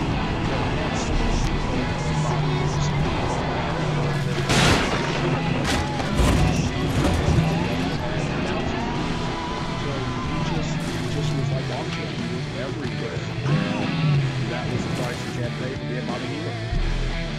We touched on it a little earlier today, and certainly we talked about it on our Recruit episode, which is available in the archives. But we touched on there that Rude and Bobby weren't really that close. Rude maybe thought that Bobby was trying to steal his heat.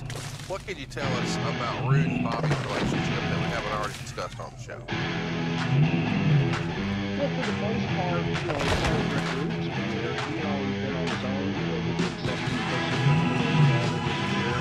manager. When he came to the WWF, and Bobby was manager, Rude just felt that everything, because people react to Bobby. If Bobby turned his head one way, the crowd reacted.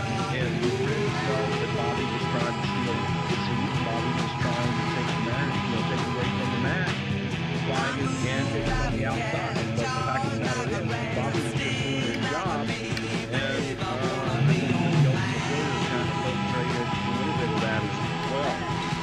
Say, hey man, he's stealing our heat from the match, and they just didn't really get along. Two different kind of guys. In '88, Bobby sold Andre the Giant's contract to Ted DiBiase. I'm curious, why do you think that was decided? Bobby's a classic manager. He's doing real well with Andre. Is this strictly to involve the DiBiase storyline of buying the belt? And why don't you think Bobby only you could have helped Ball's end like that? Well, because we didn't get $1 million man over. That's all it was all about. And it was just storyline purposes at that point. Andre really wasn't going to be going any further in the ring. That was the plan. Andre was going to kind of finish up as far as his day-to-day and house show duties in particular after WrestleMania 4. So the idea was no contract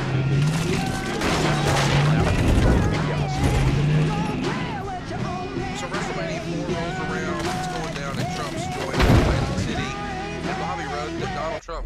backstage to meet the boys, and he brought his wife and like 5 security guards.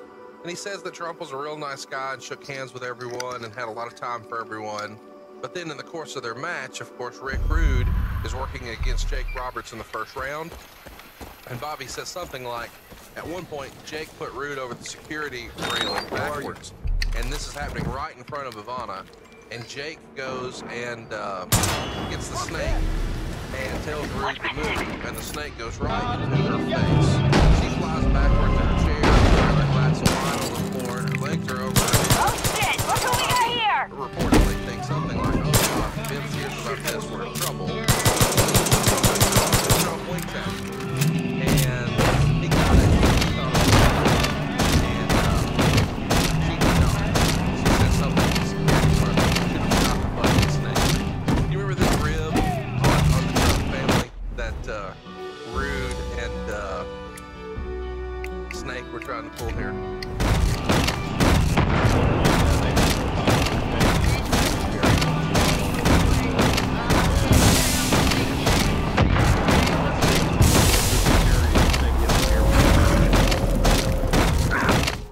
Yeah, Donald's got a good sense of humor. I think most people remember Bobby at WrestleMania 4 here because he's teaming with the Islanders to take on Coco Beware and the British Bulldog. And here we see Bobby wearing a dog suit gimmick to protect him against an attack from Matilda.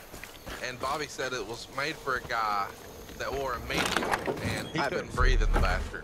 But it's a pretty funny video of him in the dog suit. Any funny memories about that suit or that match that most of us remember?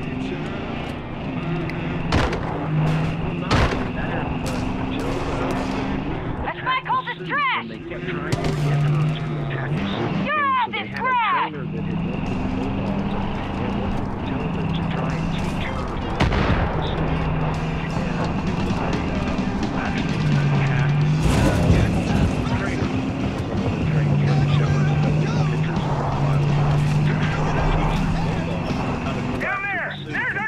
Get his hand down a certain way to wag at the dog so that she would come and attack him. And getting up the aisle and then until the dog would come out. She didn't want to attack him. She wanted to hug him. So that happened.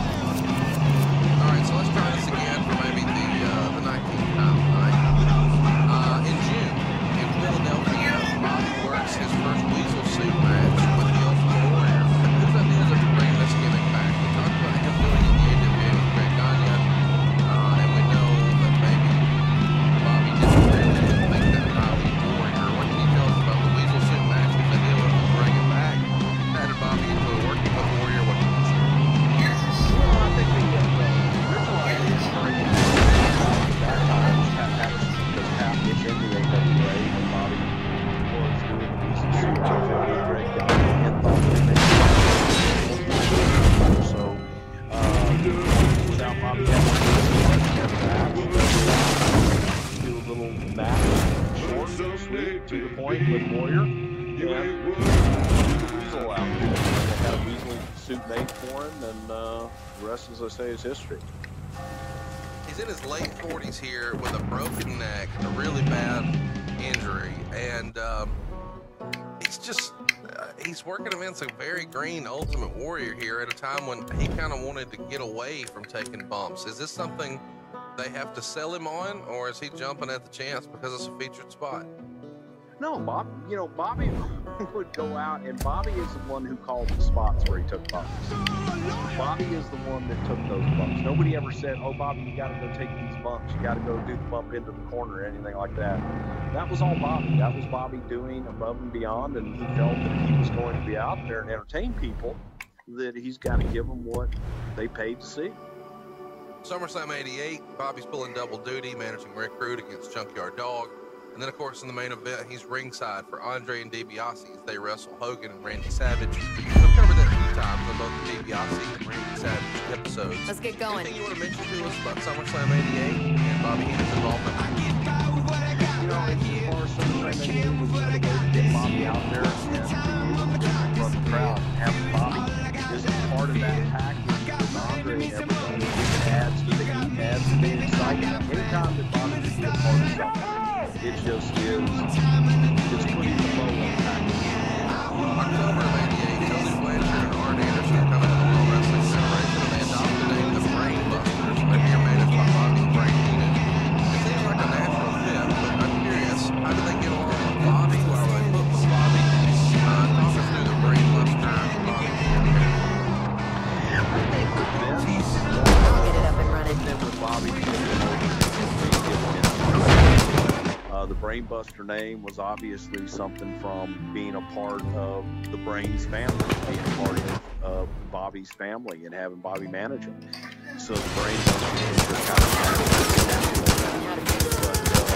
I know Bobby definitely liked Arn,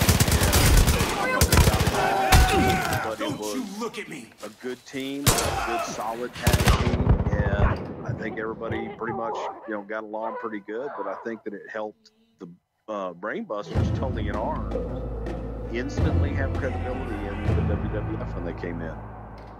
Well, speaking of credibility here, around this same time, Bobby is asked to lend some credibility to one of our favorites here on the show, the Red Rooster.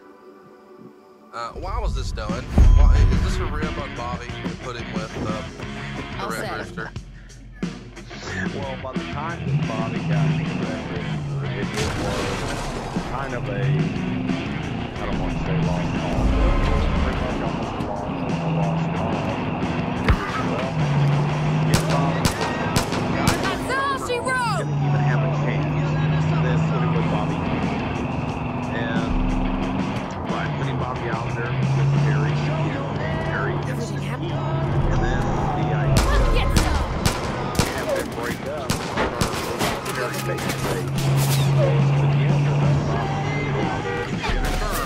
Working again. With the hottest guys and the story, then became the Brooklyn Brawler and the whole George Steinbrenner, which that was just something that was constantly talked about.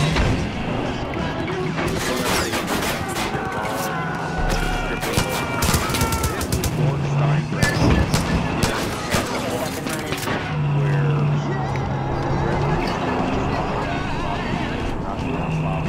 said when Bobby went over to Steinbrenner and said, "Hey, what would you do if you had a ball player who's Steinbrenner without hesitation? I'd find him."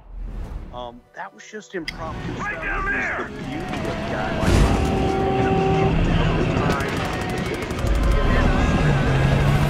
the things could happen spontaneous and you would get good stuff out. Over the years, Bobby has said that he's not a fan of Terry Taylor. He felt like he was on him in WCW. I think I have a good idea of the story. Did you ever get the story with Bobby about all that? About what happened in WCW? No. But he wasn't, how many people in the WWF really at the time, or,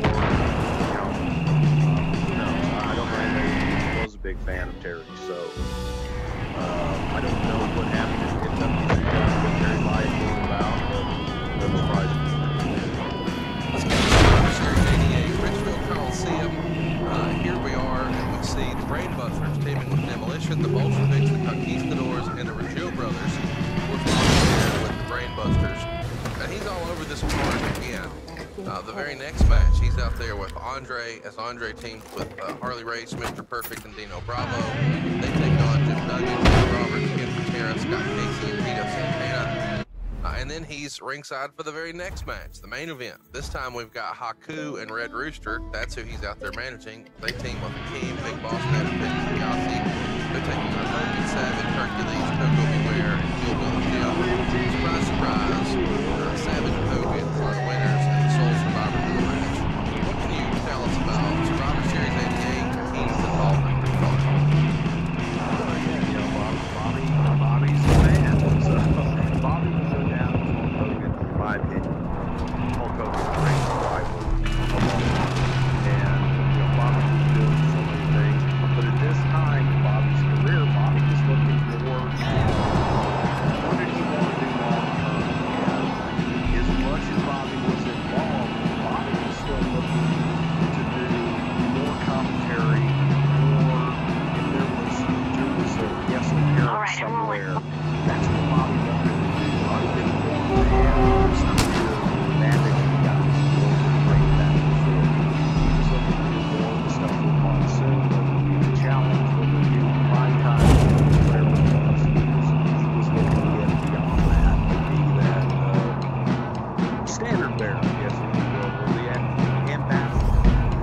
WWF as far as commentary, so on and so forth. January 7th, Saturday night's main event. The Red Rooster here loses a match with Tino Santana. Bobby the Brain slaps him and and this ends their business relationship.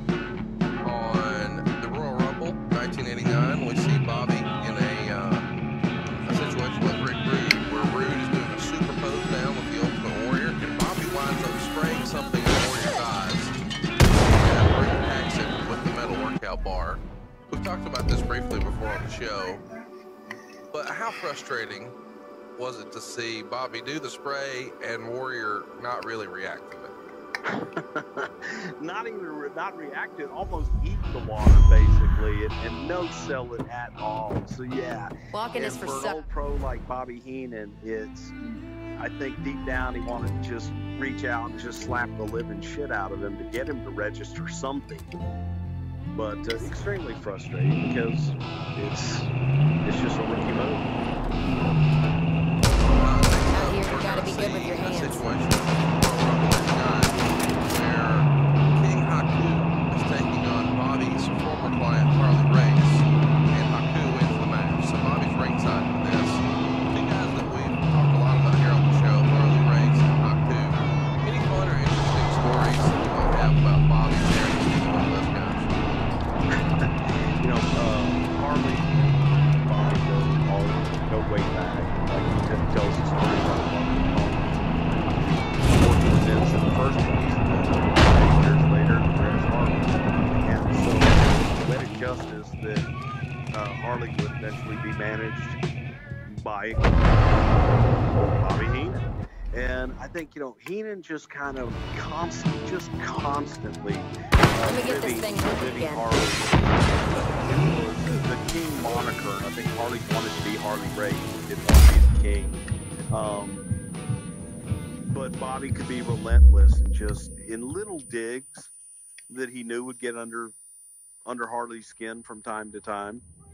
And of course, you know, working with Haku being absolutely one of the toughest men to ever walk the face of the earth, he didn't want to make a whole lot of waves there. He wanted to make sure that Haku was definitely on his side, not only, you know, in front of the people, but also in the back.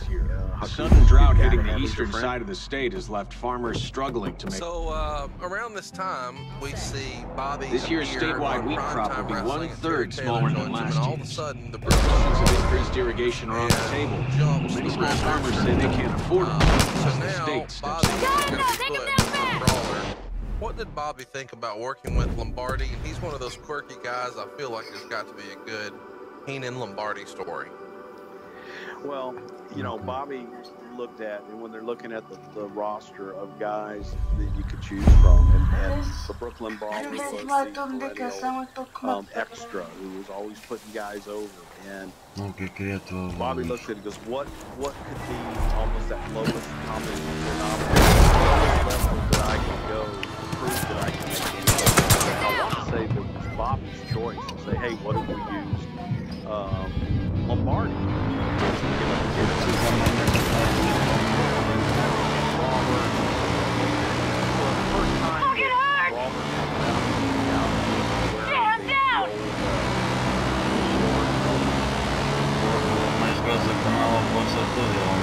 That hurts, goddammit!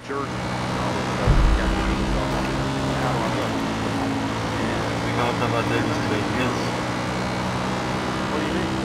Yeah, so he went. And it's like,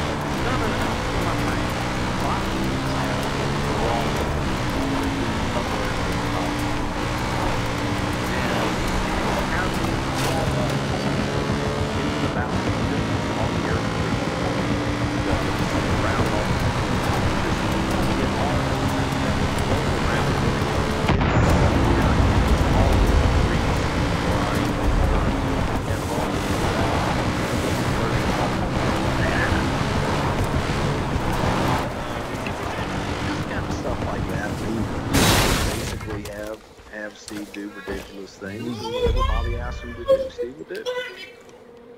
That's fun stuff. I don't know how I missed it, but somehow towards the end of '88 or before into '89, Bobby Bobby sold Hercules to the $1 Million Man, and that essentially turns Hercules face. So now we're at WrestleMania 5, and Bobby's going to be managing King Haku against his former client, Hercules. Dela não se usa cemitérios, já Bela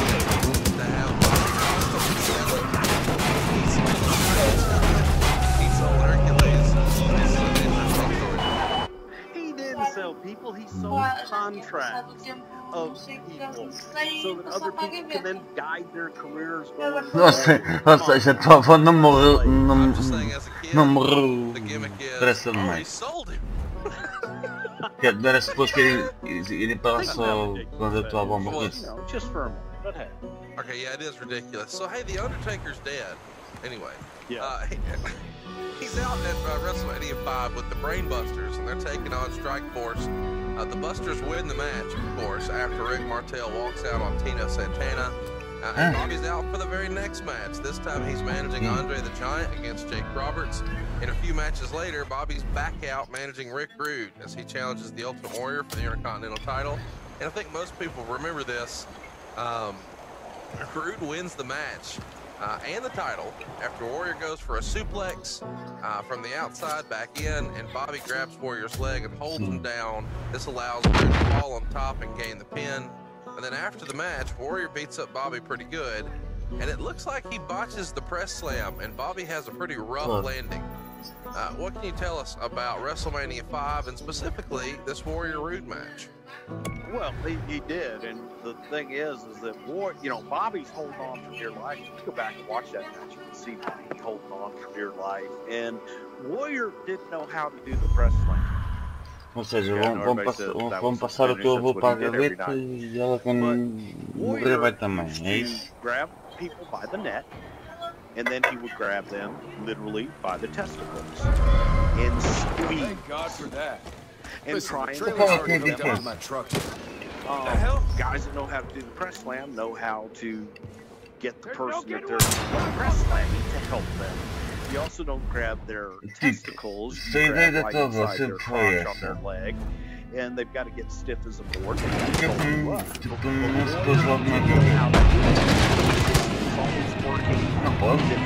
talent. Enhancement talent never said anything. Because they're working with the top guy on TV. And they're too afraid to say, hey, you know, don't think he knows how to do it. So everyone's so he was right. Then Warrior worked the pump on him, and Warrior goes down with the press and Hawkins back to tape. Agora está a ser cada vez mais comum. Já vi essa merda no jornal ao levar o roupa e duas ou três vezes. Tipo de controvérsias aí nos cemitérios, portanto a ter coisas de toca para os caixões, estás a ver? Tipo, para ganhar mais dinheiro, tipo, fazem um buraco mais fundo, metem um caixão, dá para ter supostamente espaço para meterem outro, depois passado não sei que voltam a cavarem mais fundo, estás a perceber? Basicamente chegarem a vários caixões no mesmo sítio.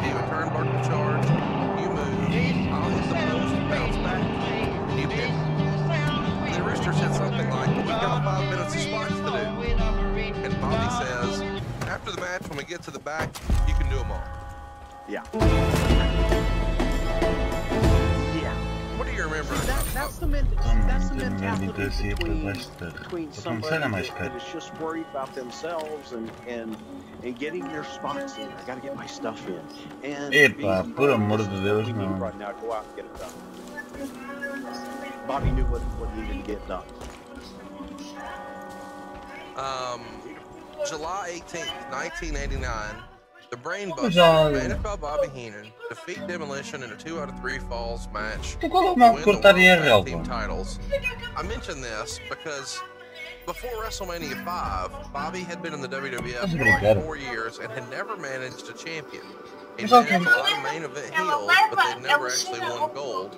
And then Rude wins the Intercontinental title at WrestleMania, and that July, Ela tem noção que há pessoas que são pagas para trabalhar nos cemitérios e fazer isso, sabe? About whether or not he was managing champions at all?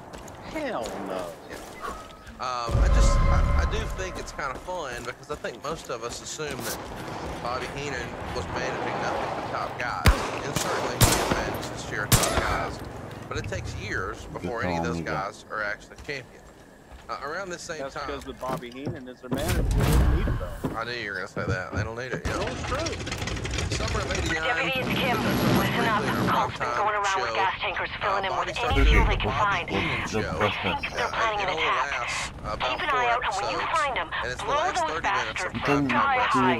Here's where we meet. It's a pretty interesting character. We meet Lucas Hines. We meet Jameson, who would later go on to manage the Bushwhackers. And I think we talked about it before. Porn star Heather Hunter is there. Some really great, I know it's ridiculous, but some really great moments from that show. What can you tell us about the Bobby Heenan show that we didn't already know? Oh my God. You know, Bobby Heenan get some Peggy chatter over the radio. Oh, a fucking course. Para meio daquela boca no cemitério, nunca vi nada assim. Mas no cemitério. The last 30 minutes of prime time.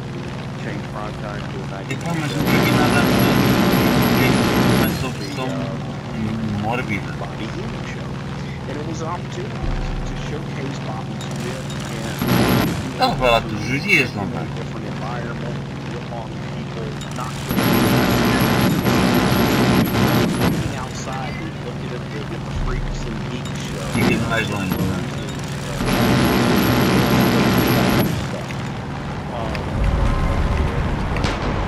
Coisas que querem resolver. The problem is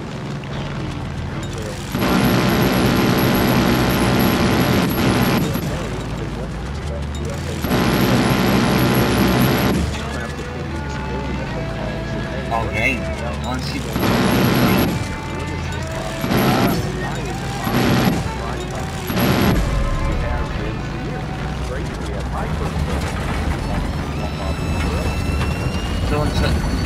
antes de tudo morrer não ia se implantar isso.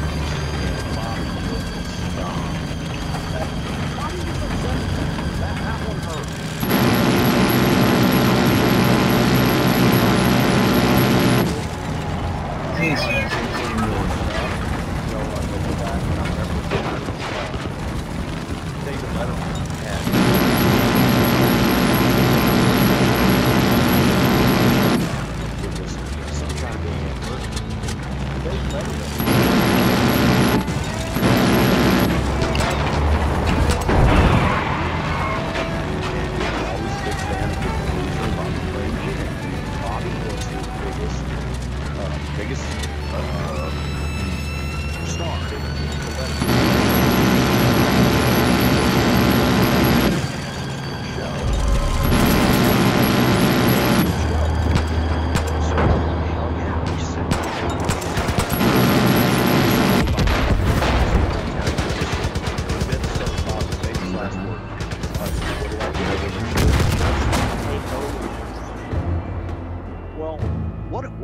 Falar que não chegou àquele ponto de ir à missa da manhã e à missa da tarde e à missa do final da tarde. Isso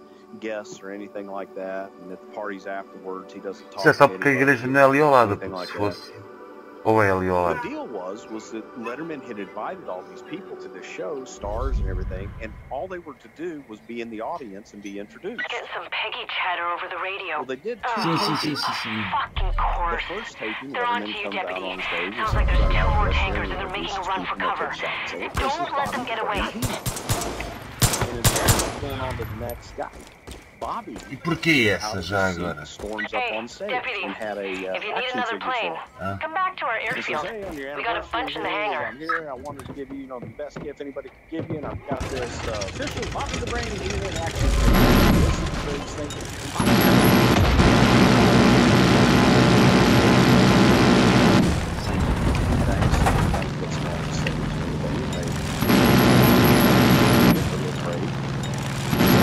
This is you what.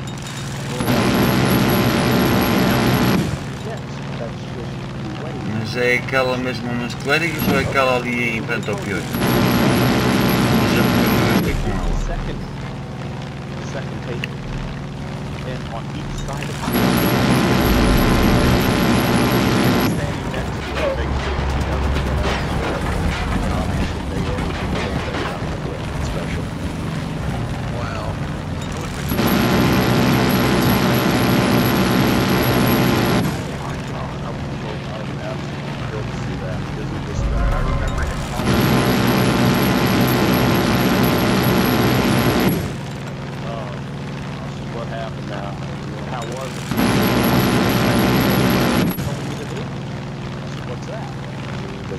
Aqui, por exemplo,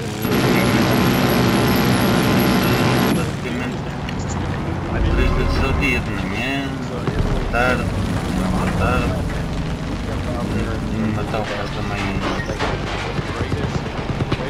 Não, estou a dizer aqui.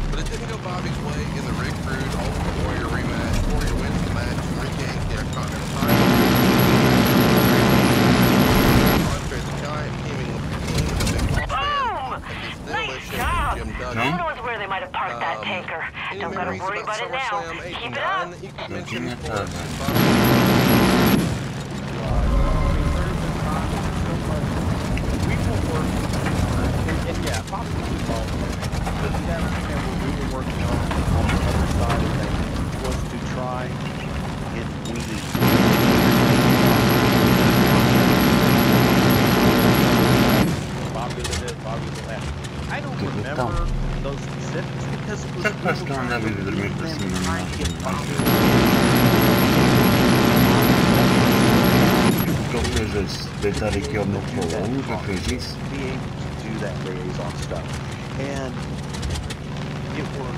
Mas não está.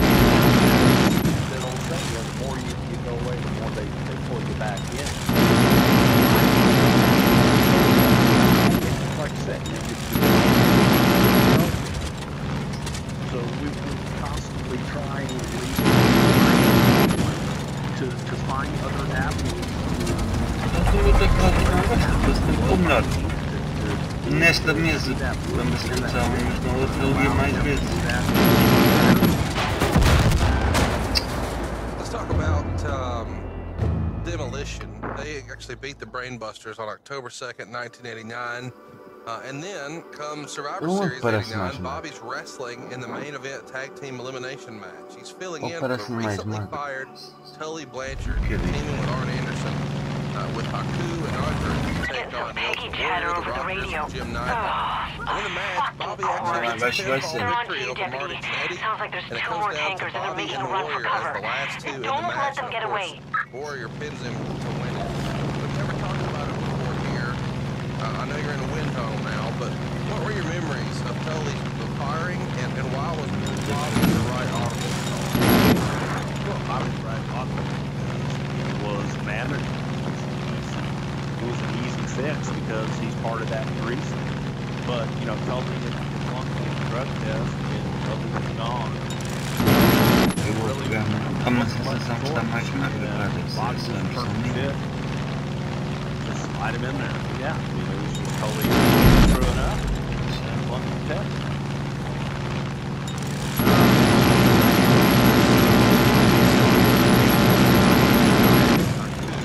Managed by Bobby, defeat Demolition to win the World titles, and now the Giant has obviously a big deal.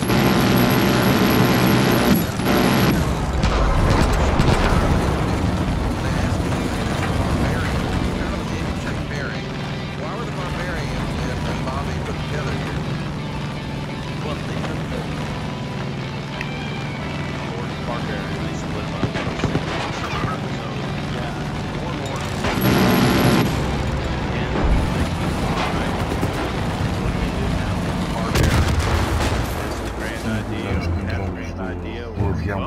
partidos, pá.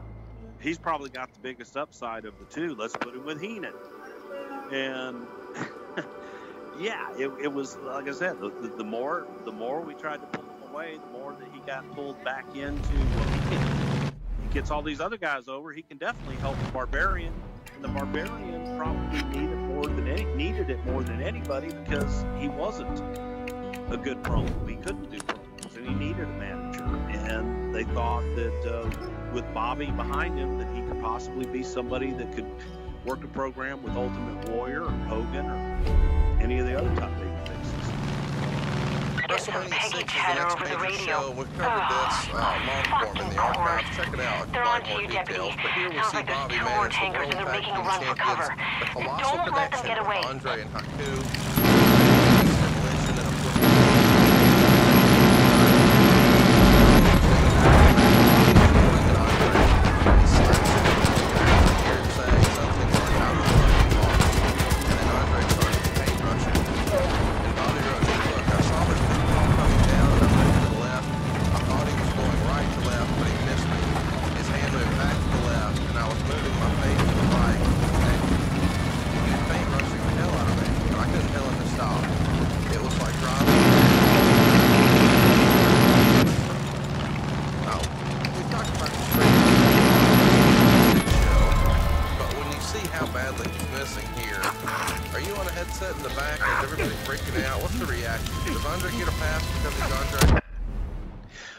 Yes, pretty much.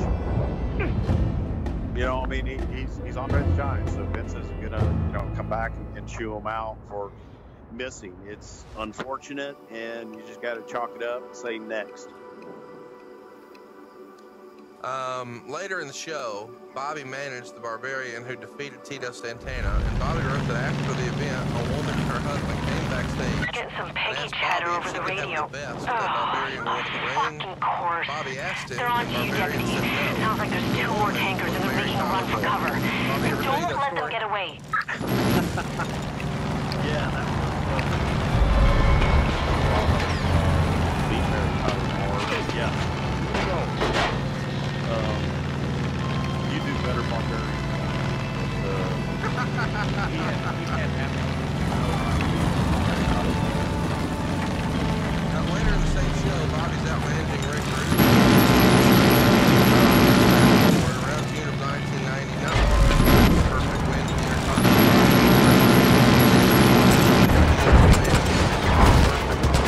Perfect manager. Full show on Mr. Perfect, also in the archives. Pretty good manager here, and one of the guys I associate with Bobby the most. What did Bobby think of working with Kurt, and what did you think of the pair? So they were the pair, and Bobby was the perfect manager. They enjoyed working with each other, and it was just second nature. They didn't have to talk. They knew each other so well, from Bobby knowing Kurt as a kid and Kurt knowing Bobby and watching him growing up, that they didn't have to talk. They didn't have to go over things, from the towel throw in the ring. Every little thing that they did was just perfect, pun intended. I think somewhere along the lines here, I read that Bobby felt like the best three workers he ever had an opportunity to perform with were Nick Bockwinkel, They're on to you, Deputy. Sounds like there's two more tankers and they're making a run for cover. Don't let them get away. Do you know that he held Kurt in such high regard? Yeah, because Kurt was just that damn good. And, yeah, I want to say there was...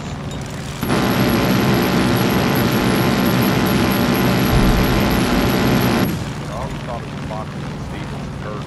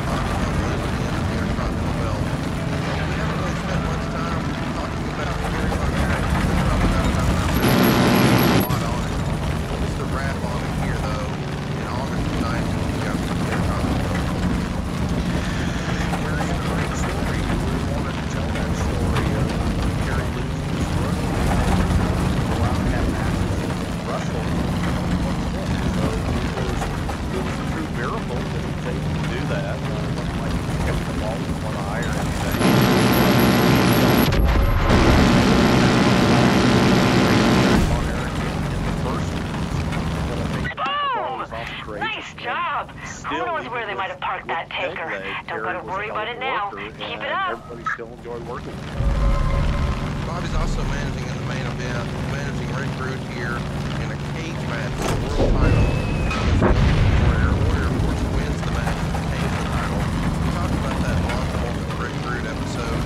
Any memories that you want to drop on us about Bobby and SummerSlam 90? It's one of the favorite shows of mine. Well, it's just the whole build to that match. Rude back and have the whole program. Get Warrior over and get Warrior in position as champion. And Bobby was instrumental in those Rick Rude vignettes that he did right here in Tampa, as a matter of fact. With the mitts and everything, Bobby helping us set that up. A lot of that came out of the brain of Bobby Heenan, being able to get a heel over. A lot of that orchestrated by Bobby and making Rude the guy and all that. Man found himself working a series of matches with Bobby the Brain Heenan. What did Bobby think about working with Boston?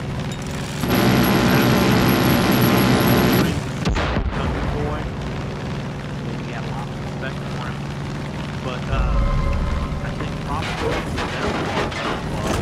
Bobby was quick-witted. Bobby was able to have all these comebacks. He started on the mother stuff. And some guys might take exception to that. Some guys would, hey, I'll talk about my mama. I want to talk about their personal lives, if you will. But Boston was totally cool. Boss man, was totally cool with it. And I remember the first time Bobby actually met absolutely priceless. No idea. Deputy, we got But it was nice to have the shoe on the other foot with somebody messing with Bobby a little bit there. Survivor Series 1990 goes down on November 22nd in Hartford. Of course, Bobby's all over the show again. He's managing Mr. Perfect, who's teaming with Axe, Smash, and Crutch. They're going to take on Warrior, LOD, and Texas Tornado. Sounds like the call's got a recon helicopter in the air identifying resistance strongholds. Bring Bring them up or down before they can coordinate their attacks. Bravo to take on Hogan, Duggan, Bossman, and Tugboat. Of course, Hogan is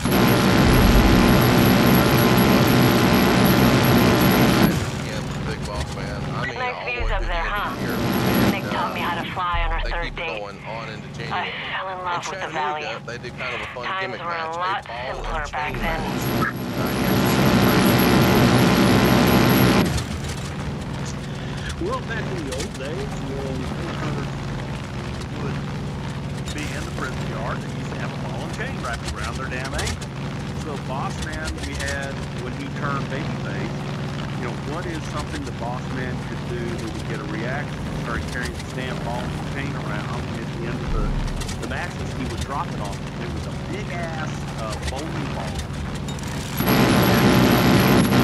So the idea was that was the ball and chain and Big Boss Man. And I think I was one of the first, so the one that set it up. Make that damn thing. Boss Man got his ring, and I took the damn ball and chain. But it was equally good. Royal Rumble 91 goes down, and Bobby's here managing the Barbarian, taking on the Big Boss Man. Of course, Boss Man wins the match as Bruce reaches right into the microphone.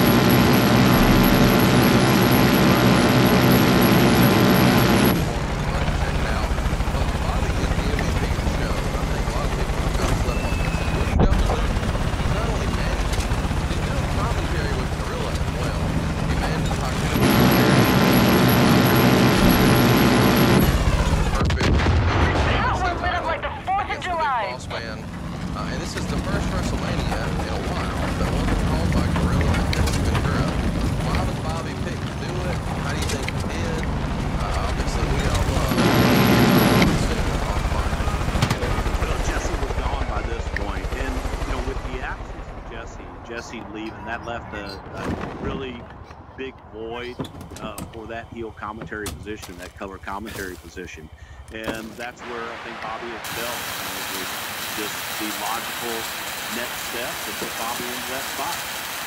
Hey, Deputy, if you need another plane, come back to our airfield. Of We course, got a he would bunch be in the hangar. a consultant for Ric Flair. But during that summer is when he sells Mr. Perfect's contract to the coach, and he would start doing commentary. Sold another human being. Sold another human being. He would start doing commentary full-time on TVs and pay-per-views. And Bobby has been pretty open at this point that he wanted to quit managing because of his neck. When do you remember having an official sit down, hey, we're done?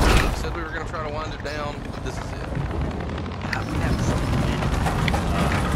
And it just finally actually came to fruition. Tried, Vince would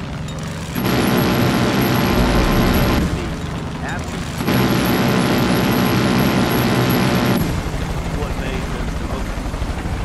They would concentrate on audio here, and they probably had a happy camper there that was laughing off the road. He just didn't want to be on the road. It was beating him up every single day. He wanted to be home. Bobby was getting older, and he was tired. He was sore, and he wanted to be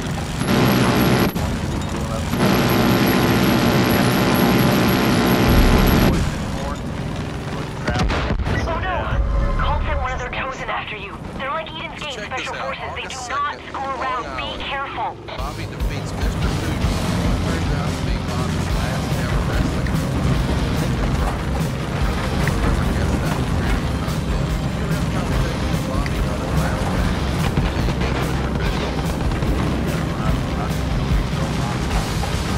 No, never did. Thank you, Bobby.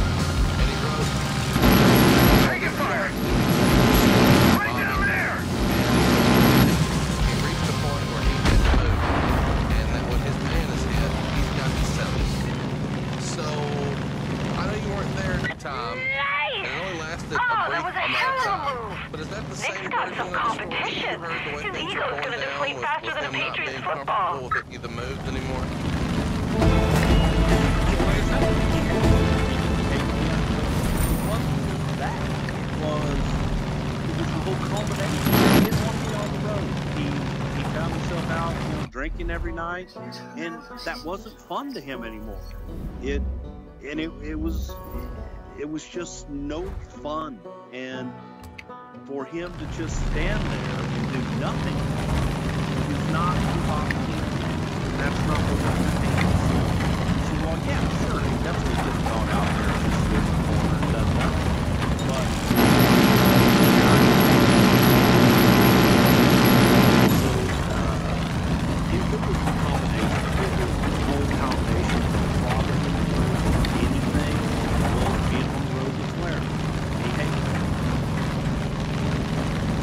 he mentions that his first encounter with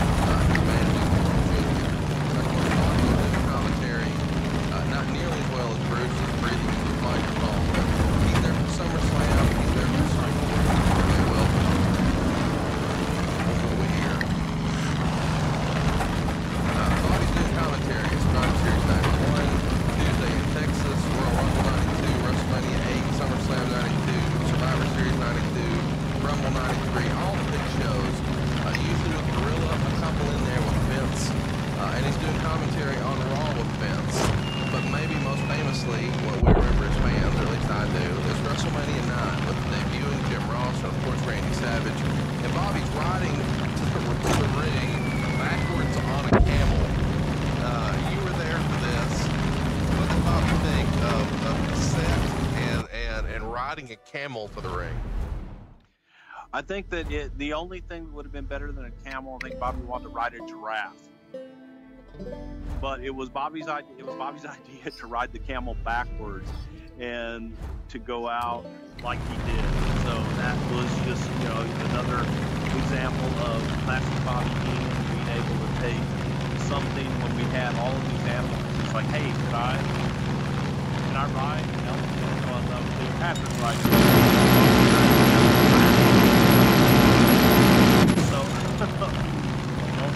You can't ride the elephant. You don't have to ride. So, camel's next. And he wrote it down the first time the right way. He said, you know, let me try it backwards. Did it backwards. There you go. We can't let you get away here when we say giraffe on the show, because I don't know when we'll talk about this again, but we had the second night of our New York show this past August before SummerSlam. Brian joined us on stage. Hates giraffes. Can you share that with everybody? Well, it started off and giraffes were supposed to.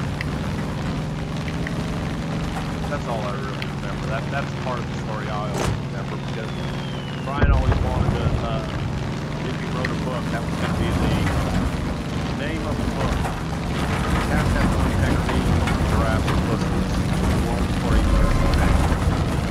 So we mentioned that on stage, and Brian tagged on and said, "Do you remember why?"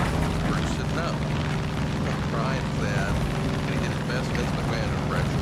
He said, "Animal I don't know why. That cracked me. Any memories? We're talking a lot about Bobby Heenan as a commentator. One of my favorite lines from all of his commentary is when he was calling a WCW Luchador match, and of course they're smaller performers, and as they're running around the ring, Bobby says something like, "It looks like a riot in a daycare." And I don't know why, but it cracked me up. And of course I think most of us still think his WrestleMania or his Royal Rumble 92 performance was masterful. I mean, it was a perfect soundtrack to that match, to that performance that Rick put on. Is there a one line or one event or one segment that Bobby did on commentary that really stands out to you all these years later? You know, there just were so many, and from the Ham and Egger stuff, but and for me, all of that made Bobby Heenan Bobby. And, you know, Miss Betty and the Oink Heads, and just the things that would come out of his mouth that some people might think that they would never say. Bobby never had a problem expressing himself. And I go back and, you know, I asked, I wrote about how Bobby was a father, a mentor, a friend. He was all these things. I always remember the night we were eating dinner in Sanford, Connecticut, and the waitress looked at the two of us. We were going back and forth. She looks at Bobby and she points at me and she says, "Is this your son?" And I'm glad. Yeah, we started calling his son that. So he calls his wife Cindy that night, and tells her that, well, we have a son. Hey, she's been. She's like, "Oh God, did you get someone pregnant? Now you've got a son." Like, no, it's Bruce. He's your son. Yeah, I'm not quite sure about your son. His dad, his mom. But he understand that those memories with Bobby, sit there, right down there, just one-on-one, and being in his home. had nowhere to go. Come hang out here. Drive. Beverage Farm.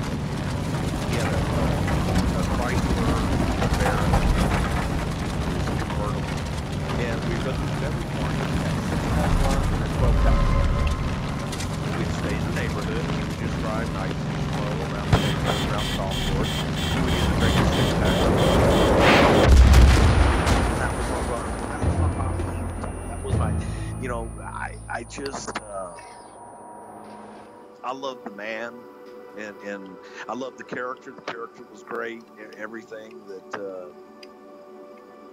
he, everything that he did, and try to come up with on demand. What's the best line? I can't even think of one right now, but I think of those special times that we had sitting watching Judge Judy every freaking day on his couch, and for 4 days, all for the exact same place. We sat in the same place. It seemed like for 4 days we didn't have he just was just such a special guy, and I'm gonna miss the hell out of him. The last time that I really got to spend, I saw him at WrestleMania, and I got to say hi. But, about a year before that, I saw him in Houston in an appearance, and I had my daughter with me, and he got to meet my daughter, and to see his eyes. Bobby had a hard time expressing himself because of his cancer, his throat cancer, and it was hard. He was hard to understand, but it took me about 3 or 4 minutes to get in a rhythm with him, and we talked for the longest time, and I don't think that anybody else really could have understood what he was saying. I understood every word, and to see his eyes and to see him light up when he met my daughter was probably one of the coolest things.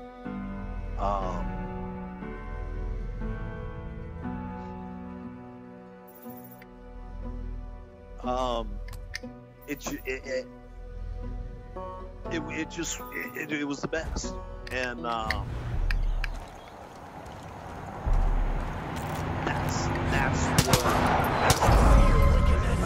was the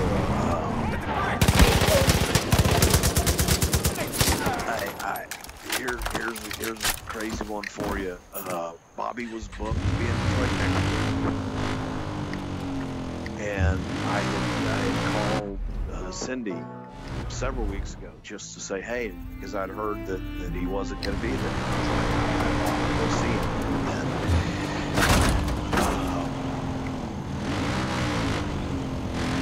it sucks. It really sucks. But the joy that he brought me, going with here's Bobby Heenan's story.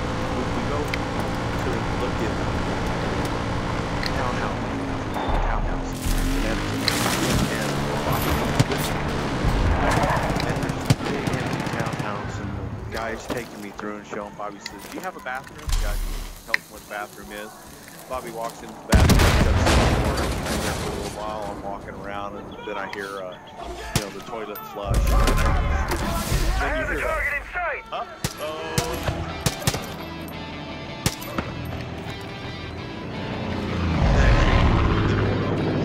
Bobby says, do you have a plunger? It was just stuff like that made Bobby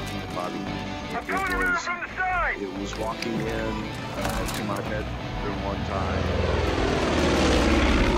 The young lady that I was dating at the time, and walking into my bedroom and jumping on the bed and says, so this is the old work bench, huh?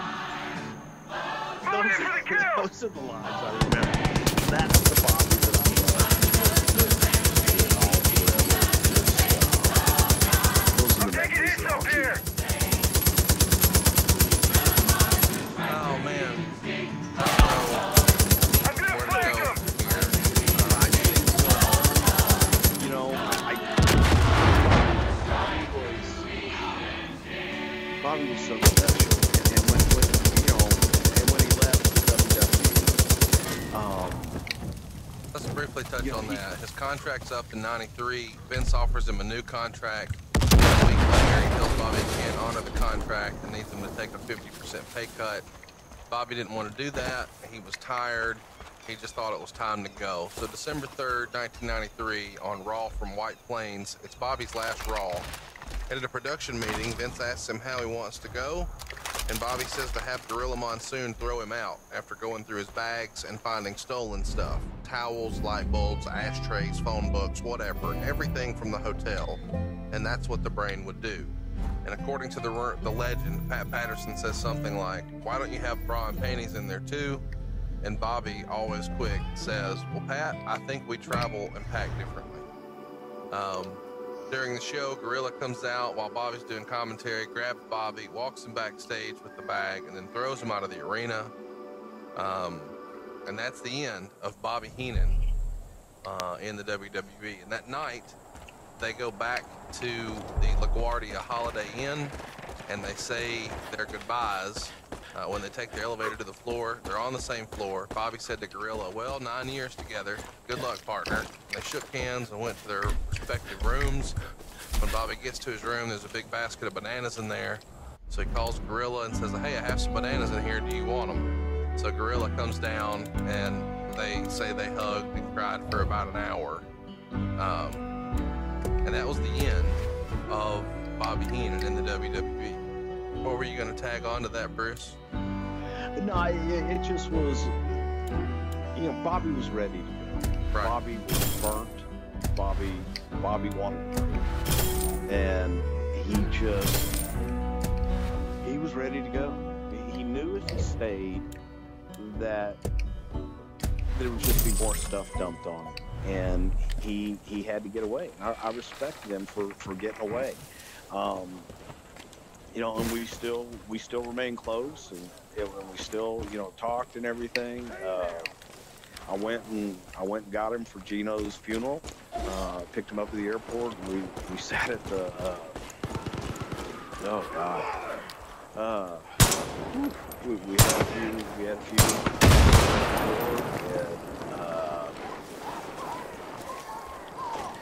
It was. The man that you saw on TV was so different in many ways than the man himself. But at the same time, the man that you saw on TV, they were one and the same. From taking an elderly couple and backing them up into a swimming pool at Caesar's Palace to take their picture, and cutting the heads off people when he would take their picture, because back in the old days, kids, we had cameras with film that you had to wait to get developed before you see if it was a good picture or not.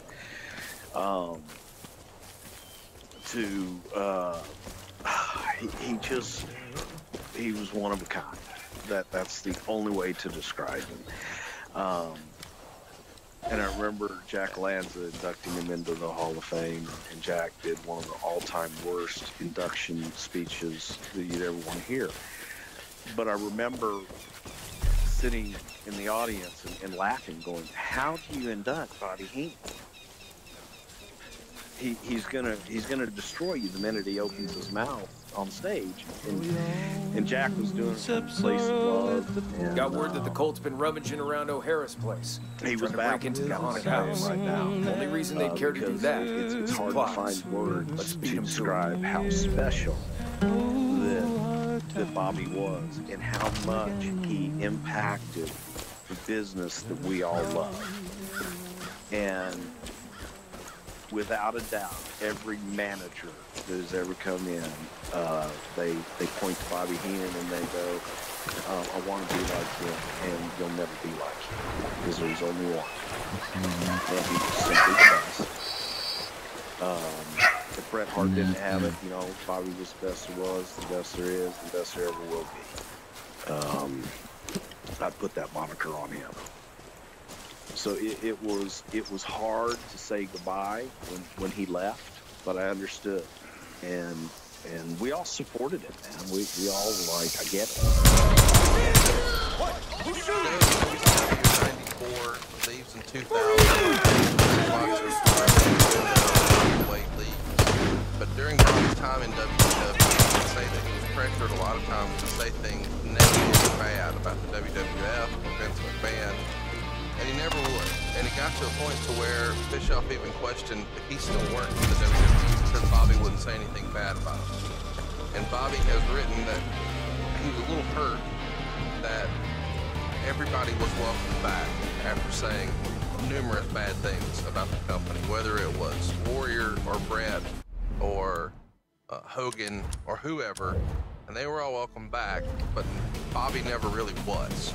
But he did return as a surprise in 2001 at WrestleMania 17. He did commentary with Mean Gene for the gimmick battle royal that you were a part of that people asked a lot of questions about. When Bobby was there at WrestleMania 17 in 2001 in Houston, was he tickled to be back? What was that reunion like for him to finally be back home? He was, and it was great to have him back, and it was, you know, a nice little spotlight to have he and Gene just redo a lot of the shit that they did for so many years, going back to AWA and WWF. But Bobby was welcomed back with open arms, and I know that Bobby always had a special place in Vince's heart. Why do you think Bobby was never given an opportunity to come back full-time in 2000 or 2001 before he was diagnosed with that too?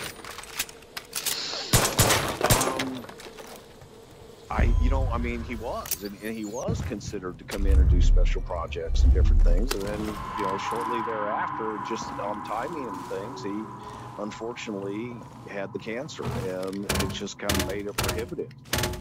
But he was discussed, and there were things that were talked about, and it just never, ever panned out.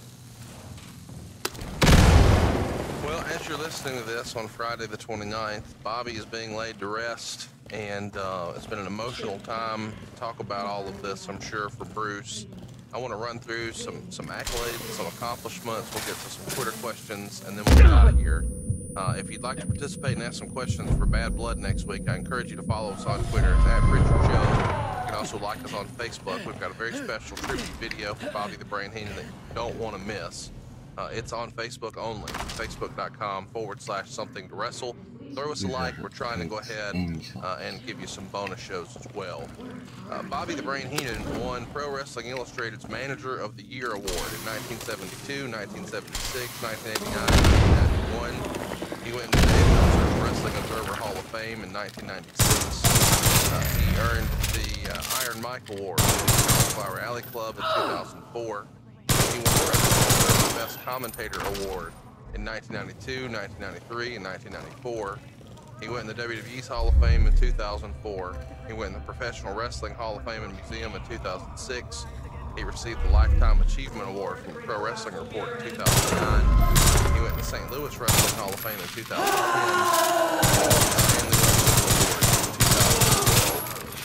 Lots of people were touched by Bobby Heenan and had some nice things to say.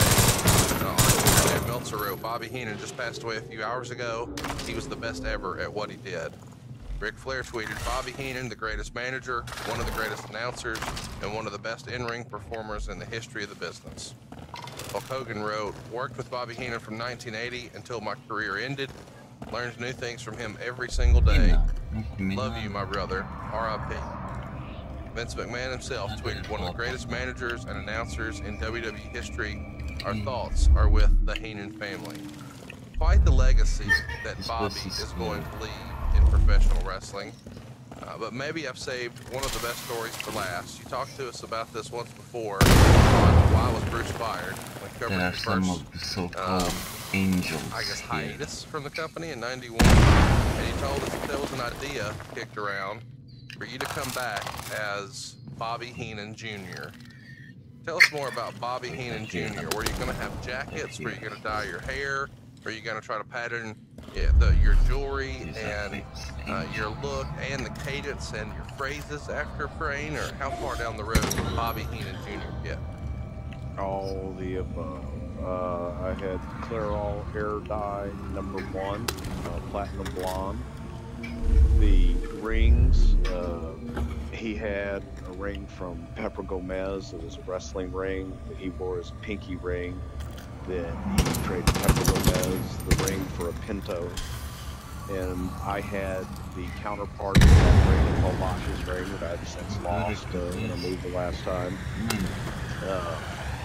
But I was going to wear secret jackets. I was basically going to be a clone with Bobby Heenan. The idea behind it was during the time that Bobby was managing Flair, Bobby just didn't want to do it. And he pitched Vince, I pitched Vince, and Vince was all on board. He was going to do vignettes in Tampa, at his house, whole 9 yards, and then it changed, and Mr. Perfect came in, and I remember being on the phone with Vince, and said, well, he says, I just don't have anything for you. So, well, what about the Bobby Heenan Jr. deal? Says, that's just not a good idea. 36 hours before that, it was one of the greatest ideas in the world. Whatever happened, but it just kind of fell by the wayside. And in real life, I got to be his son, and I've always felt a part of his family, and that's good enough for me. You talked earlier about when you spent 3 weeks with Bobby. Am I to take it that happened when you were on your hiatus in 91, 92? That'd be correct. I used to take vacation and just go and hang out with him.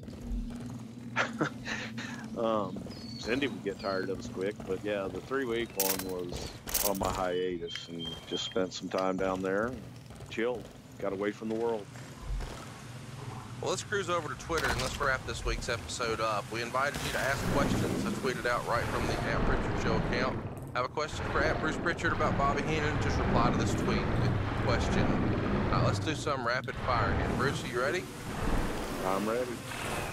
Michael wants to know, who does Bruce believe that Bobby worked with the best when he was managing? Who did he manage the best, or who did he work with? I think that as far as a manager, it would have to be Mr. Perfect. I thought that they were the perfect team. And Nick Bockwinkel. Great idea here from Alter Ego. He says, just like the gorilla position, shouldn't the commentary table be renamed the Heenan position? If you want to be a great color guy, yes. David Myers wants to know, what's the best Heenan line that we never heard because it was backstage and couldn't make the air?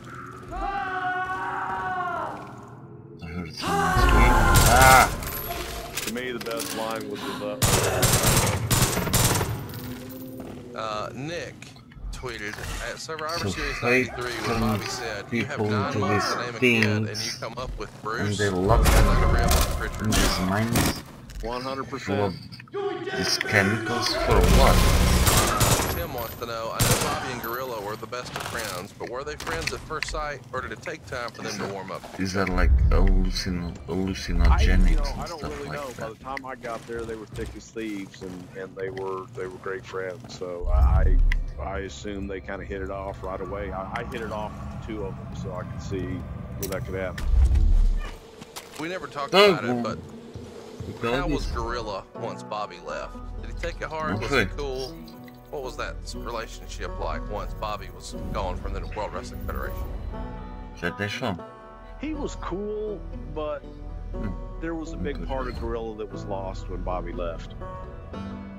There was nobody that had that chemistry like Bobby and Gino did. You know, I don't know that we've ever really discussed this before. You mentioned earlier that Bobby used to smoke in Vince's office before he got there. Do you believe that smoking played a part in Heenan's cancer and surgeries? Maybe it did, but Bobby wasn't a chain smoker. He didn't smoke a lot. So, I mean, it may have. Probably did. Derek wants to know, was there ever any consideration given to turning Bobby face? Jimmy Hart did this somewhat unexpectedly with Hogan, so it seems like it could have been realistic.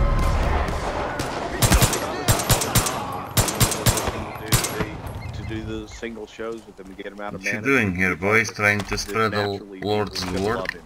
And that we didn't have to turn him face, we just had to turn him loose. The power of yes, if you're the loser. On air, leader. He was off air, and that people would love him. Your mama wants to know, what was the greatest rib you ever saw Bobby pull on someone?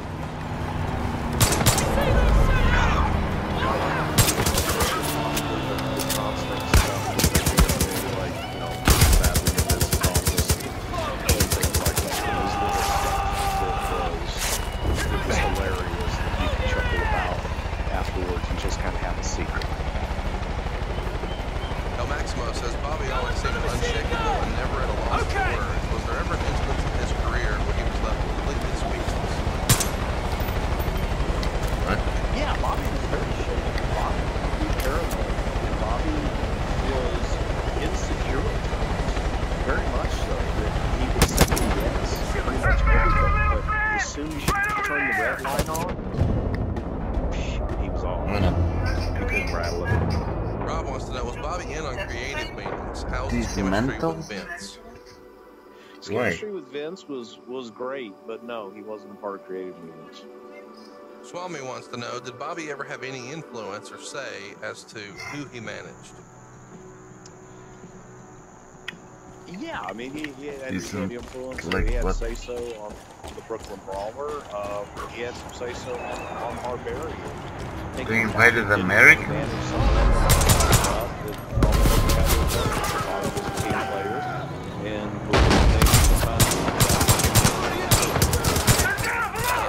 Here's kind of a fun question. Fuzz wants to know, how was Bobby's relationship with Hulk backstage? Great, because you know what? I mean, like I said, Bobby was Hulk's greatest foe, and they both gave each other an awful lot of money. They had a lot of respect for each other's talent, and you wouldn't have one trying without the not other. to get along with South Korea Mama now? wants to know, if Bobby had not had his illness, do you think he would have cut a podcast today? How big would it be? It would be the biggest thing going. Bobby Heenan, I think that if Bobby had his voice, that when podcasts came out, that Bobby would be the king over Adam Carolla, Joe Rogan, and anybody else. And I'm talking that Bobby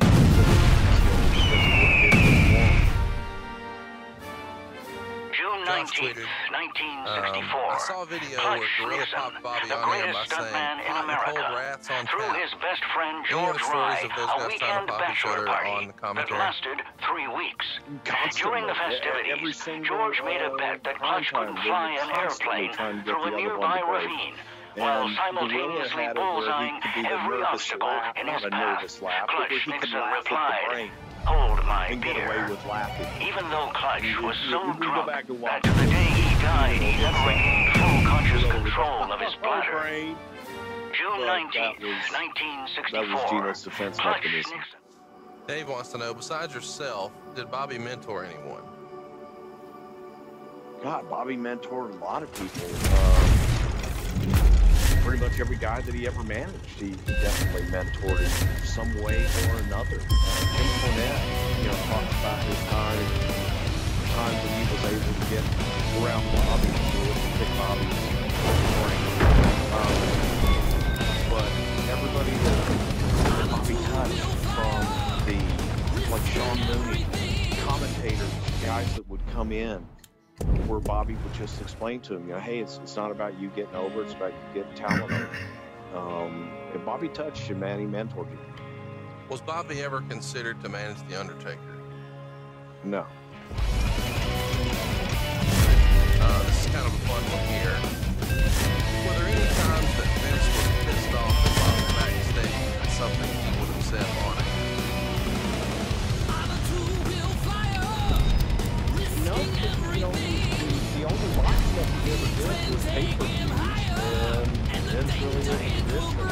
I can't bear to watch this. The rest of the VOs were all taped. The only thing that I remember it getting talked about was the Santa Claus thing, but that was more Piper jumping the gun. Cena fan tweets, why did the advertised Coliseum video on Bobby ever come out? Jason wants to know, did anyone ever try to rip Heenan? If so, sell it. Never said something in my Bobby got his share of it. Time to time, I would turn the air off and they announce booth on it, things like that. But just innocent stuff. I can't bear to watch this. Question here, what was Bobby's And that's favorite it for the clock. adult beverage? Scotch and water? Vodka. Okay. And beer. Here's a fun question. Bulletproof wants to know, who was the guy that played Bobby Heenan's attorney, Lance Wilshire, the director and old Tucson and many TNT characters? He was alive. No, God, he was just some character actor that Nelson Swedler liked to use. David wants to know, what leaked out during the Heenan Karen debate? I have no idea. Watch the guy. He's 30 years ago. There's a lot of tree cover here. There's no margin for error. Ian wants to know, who made all of Bobby's outfits? Bobby had a lot of stuff made And the stuff that he had in later years, aumentar o raio. The expanded stuff that was made by the same guy that made the stuff. It's Michael. J. Marsh wants to know, did Bobby and Vince ever butt heads? And if so, about what? Not really. I mean, nothing I can think of. The only thing I can ever, remember is when Bobby got tired and Bobby wanted to They'll be torn apart. and they didn't butt heads. Vince just kept putting him back out there, and Bobby just didn't want him.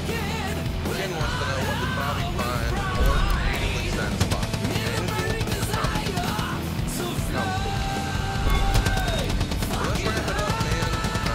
We've covered, I think, everything you can possibly cover in Bobby's brain. We've got that fantastic video. If you haven't checked it out already, really go with yourself. Facebook.com/. I'm sure this thing's in a patch around. Chris McDonald is going to run with it. Of course, he's breaking that. Good audio cut last week. Hopefully you dug that. Next week we have got In Your House Bad Blood coming your way. We got October 1997 pay-per-view next Thursday. 20-year anniversary. Lots of stuff going on that pay-per-view. If you've got a question, cruise on over to our Facebook or our Twitter and ask your questions there. Facebook.com/somethingwrestle or Twitter. We need to give a quick shout out to everybody who came and checked us out last weekend. We were at the Regent Theater in Los Angeles. One of our best shows we ever had. Of course, shout out to our man Dave Silva for making the trek and taking care of us, making us look and sound good. And our shout out to our... Really appreciate your help there. And Bruce called out the big guns for our stage performance. One of our first questions from the audience was about Mae Young giving birth to a hand. And I'll be darned if Tommy Blanca was there visiting. He's the former head writer who replaced Vince Russo on his way out. They'll be torn apart. Bruce actually told some stories as well that he doesn't want me to mention here. We even talked about the time that Stone Cold was ran down by a car and all the silly suggestions that came out of that. Tommy was also key as a part of the 10-minute podcast. If you haven't checked them out, please do. Next up to the stage, this was kind of an unexpected surprise. Chavo Guerrero was there. He had a different opinion about the way things were when it came to the writers versus the wrestlers. It was a good time. Next up, we had Sean Waltman himself, a 1-2-3 Kid, X-Pac. If you haven't already, check out his awesome podcast, X-Pac 1-2-3-60. It's a phenomenal listen. He's a great guy who has way more stories than we ever imagined. I can't bear to watch this. I couldn't believe he was talking about on stage. He brought his awesome dog Lula there. It was quite a spectacle. And then Will Sasso joined us with his incredible set of impressions. We had lots of fun. Him doing different Hogan impressions, talking to the Macho Man, and everything in between. He's also a part of the 10-minute podcast with Tommy. Check that one out. And then a real surprise, all of a sudden, Barry Blaustein, the director of Beyond the Mat, was there. He was checking things out. Charmel was hanging out. It was quite the star-studded cast for the live version of Something to Wrestle last week, Bruce. I can't thank everybody enough for coming to check us out. And I should remind you, you haven't missed your chance in Detroit. You're going to get live and in color, as Bruce likes to say. I don't know why he says that, but he does. There you go. That's going down. They couldn't hit the checkpoint in time. It's going to be here pretty fast, man. Check it out. It's right before Hell in a Cell. You don't want to miss it. That's shaping up to be a pretty fun card. But the real main event is when we've got a corny off. I'm pretty sure we'll get our burger order straight there. Jim's going to be there. Bruce is going to be there. And you should too. Pick up your tickets at boxofgimmicks.com. They're still on sale, but tickets are going fast. And if you're interested in hanging out with Bruce the night before, get some private time to pick his brain, go ahead and check us out on Facebook. Dave Silva's got posted there. He's doing a Pritchard's Dirty Dozen 12 Lucky Fans. They're going to get to hang out with Bruce for a couple hours, have a few drinks. There's a lot of tree cover here. There's no margin for error. At our Facebook page, facebook.com/something to wrestle. Bruce, did I get all of our plugs in, or is there anything else we want to mention before we go? BrucePritchard.com, but we're done, man.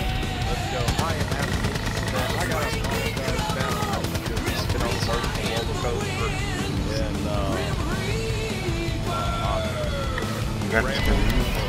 thank you guys for bearing with me and helping me through it. none left for the community family and bodies enslaved to rest. By the time you're listening to this, you probably have quite the emotional week for Bruce. And I should mention, I don't know if we've given an update on this. Relief t-shirt where we're donating all the proceeds. Deve ser essa a ideia. Raised thousands of dollars, and we sure would like you to go ahead. Bem, eu acho um gato pequenininho. Now remember, not $1 that comes to Bruce or I, 100% of that money goes to the relief efforts. Bruce, tell us specifically what charity that money's for.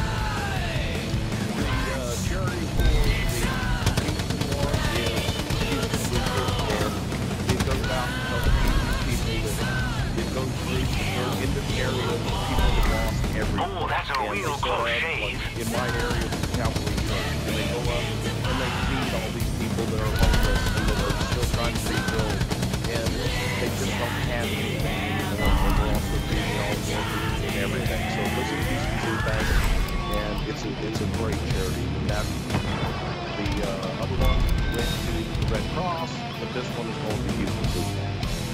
So guys, please do go check it out. It's BrucePritchard.com, and I should mention this shirt is a top seller over at Pro Wrestling Tees. And I don't know if you've ever checked out the top seller deal, but without exception, it's all Bullet Club, Young Bucks, whatever. Pensei que tinha acabado e afinal havia outro e nem andar para a frente e perdi completamente o sítio. Keep in mind now, 100% of that cash goes directly to the relief effort. Not $1 comes to us, and Bruce is still going to call and thank you. He is behind on calls, but he's going to get caught up, and you will too. Enjoy the archives, follow us on Facebook, like us on Twitter, one of those, you know what I'm saying. And we will see you next week right here for something to wrestle with. Bruce Pritchard.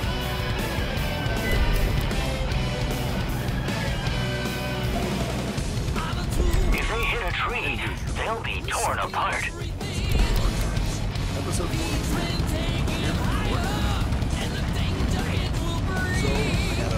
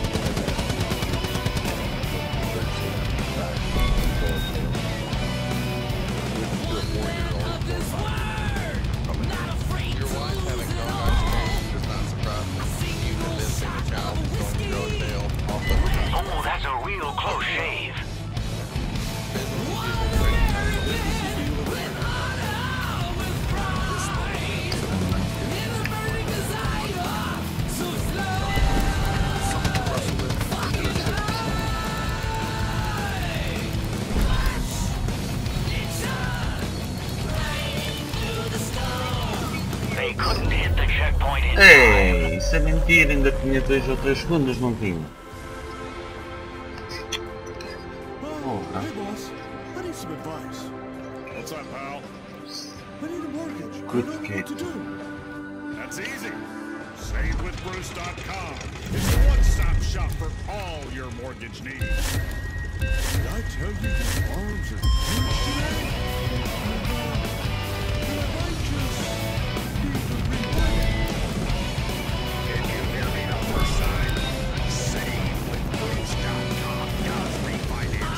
If they hit a tree, they'll be torn apart.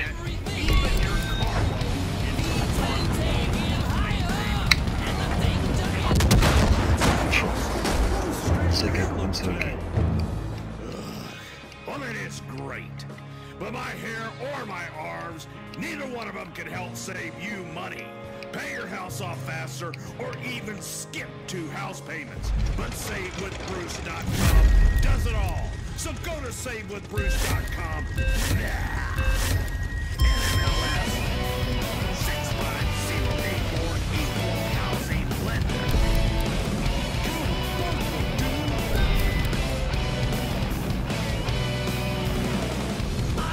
If they hit a tree, they'll be torn apart.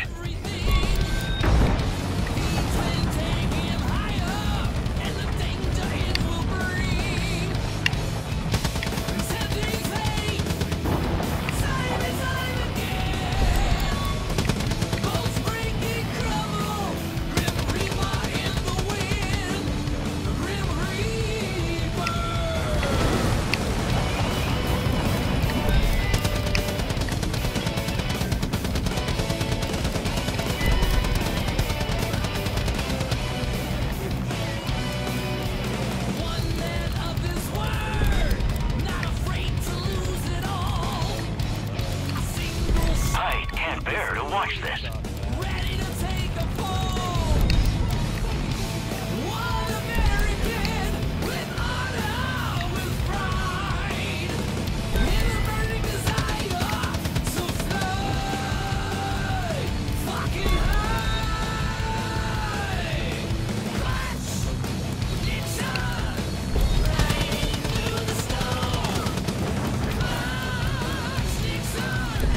Inhale. You are born. Clutch. If they hit a tree, they'll be torn apart.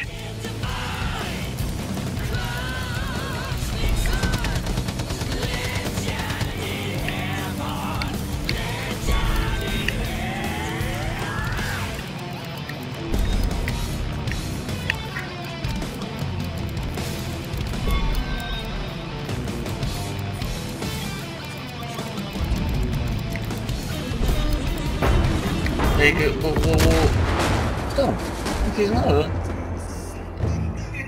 Não fiz nada, juro.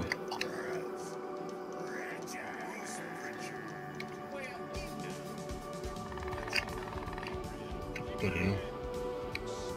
Hey, Connor Thompson, and you're listening to Something to Wrestle With. Bruce, what's going on, man? How are you? It's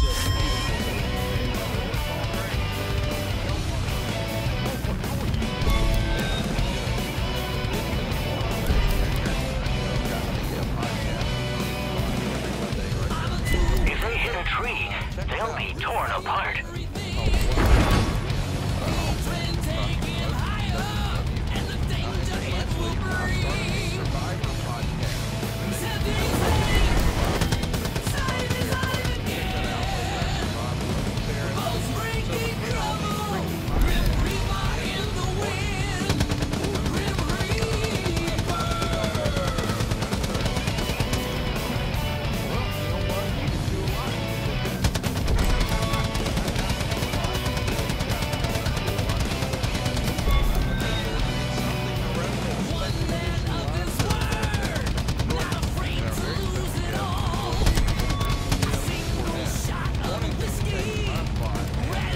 Oh, that's a real close shave.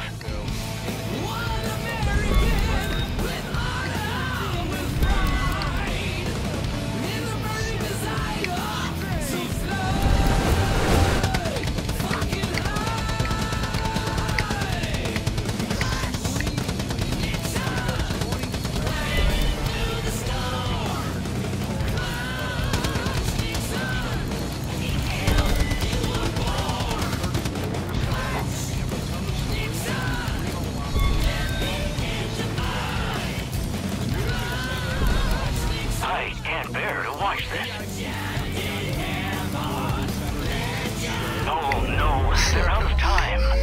YouTube, we're gonna greet you, sign some autographs, take some pictures, and have a blizzast.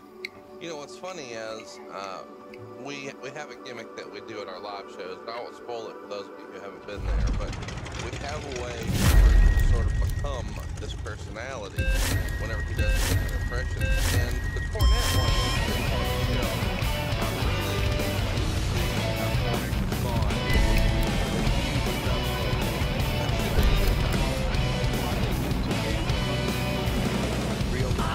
I can't bear to watch this.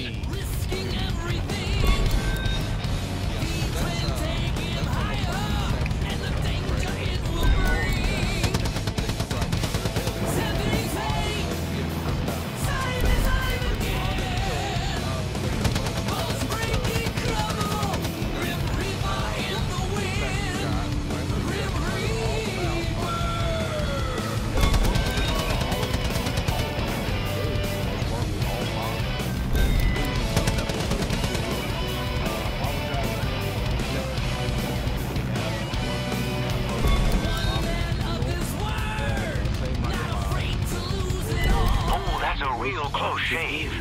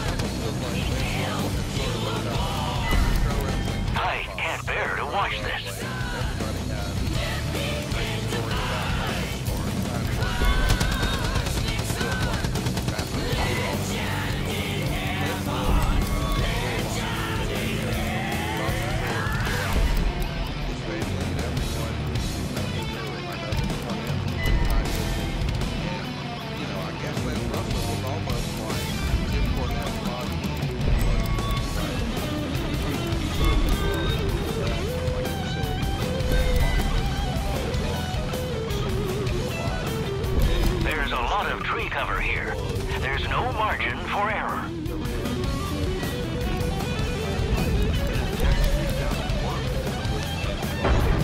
O que aconteceu? Não!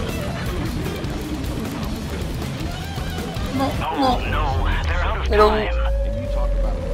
Isto mudou de direção de repente. Foste tu, gatão. Está sido o gatão que mexeu o rato. Gatão. The hell, gatão.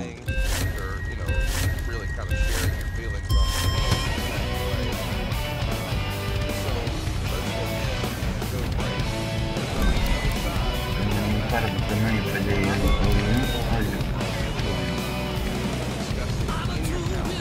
I can't bear to watch this.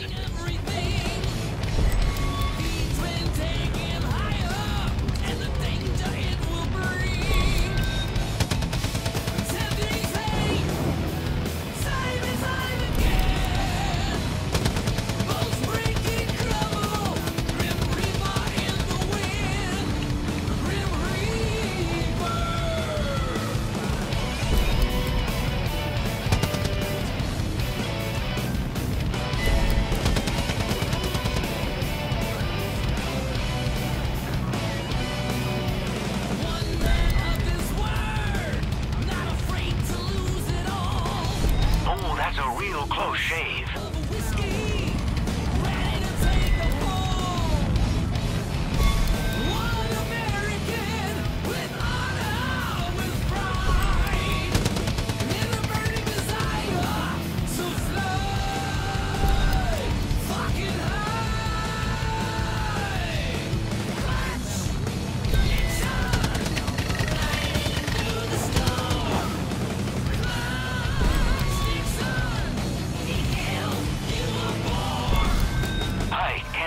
Watch this.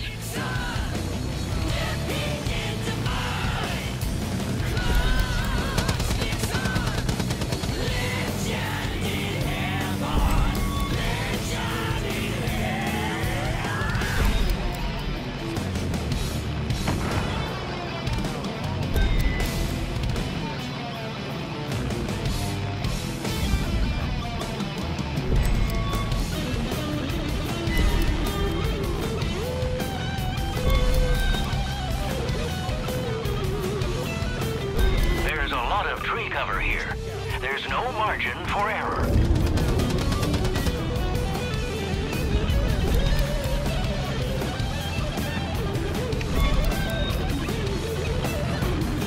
An incredible stunt. Ei, consegui, estás a ver, aquele último que eu falhei era mesmo o último. Enfim. Vou parar por aqui, né?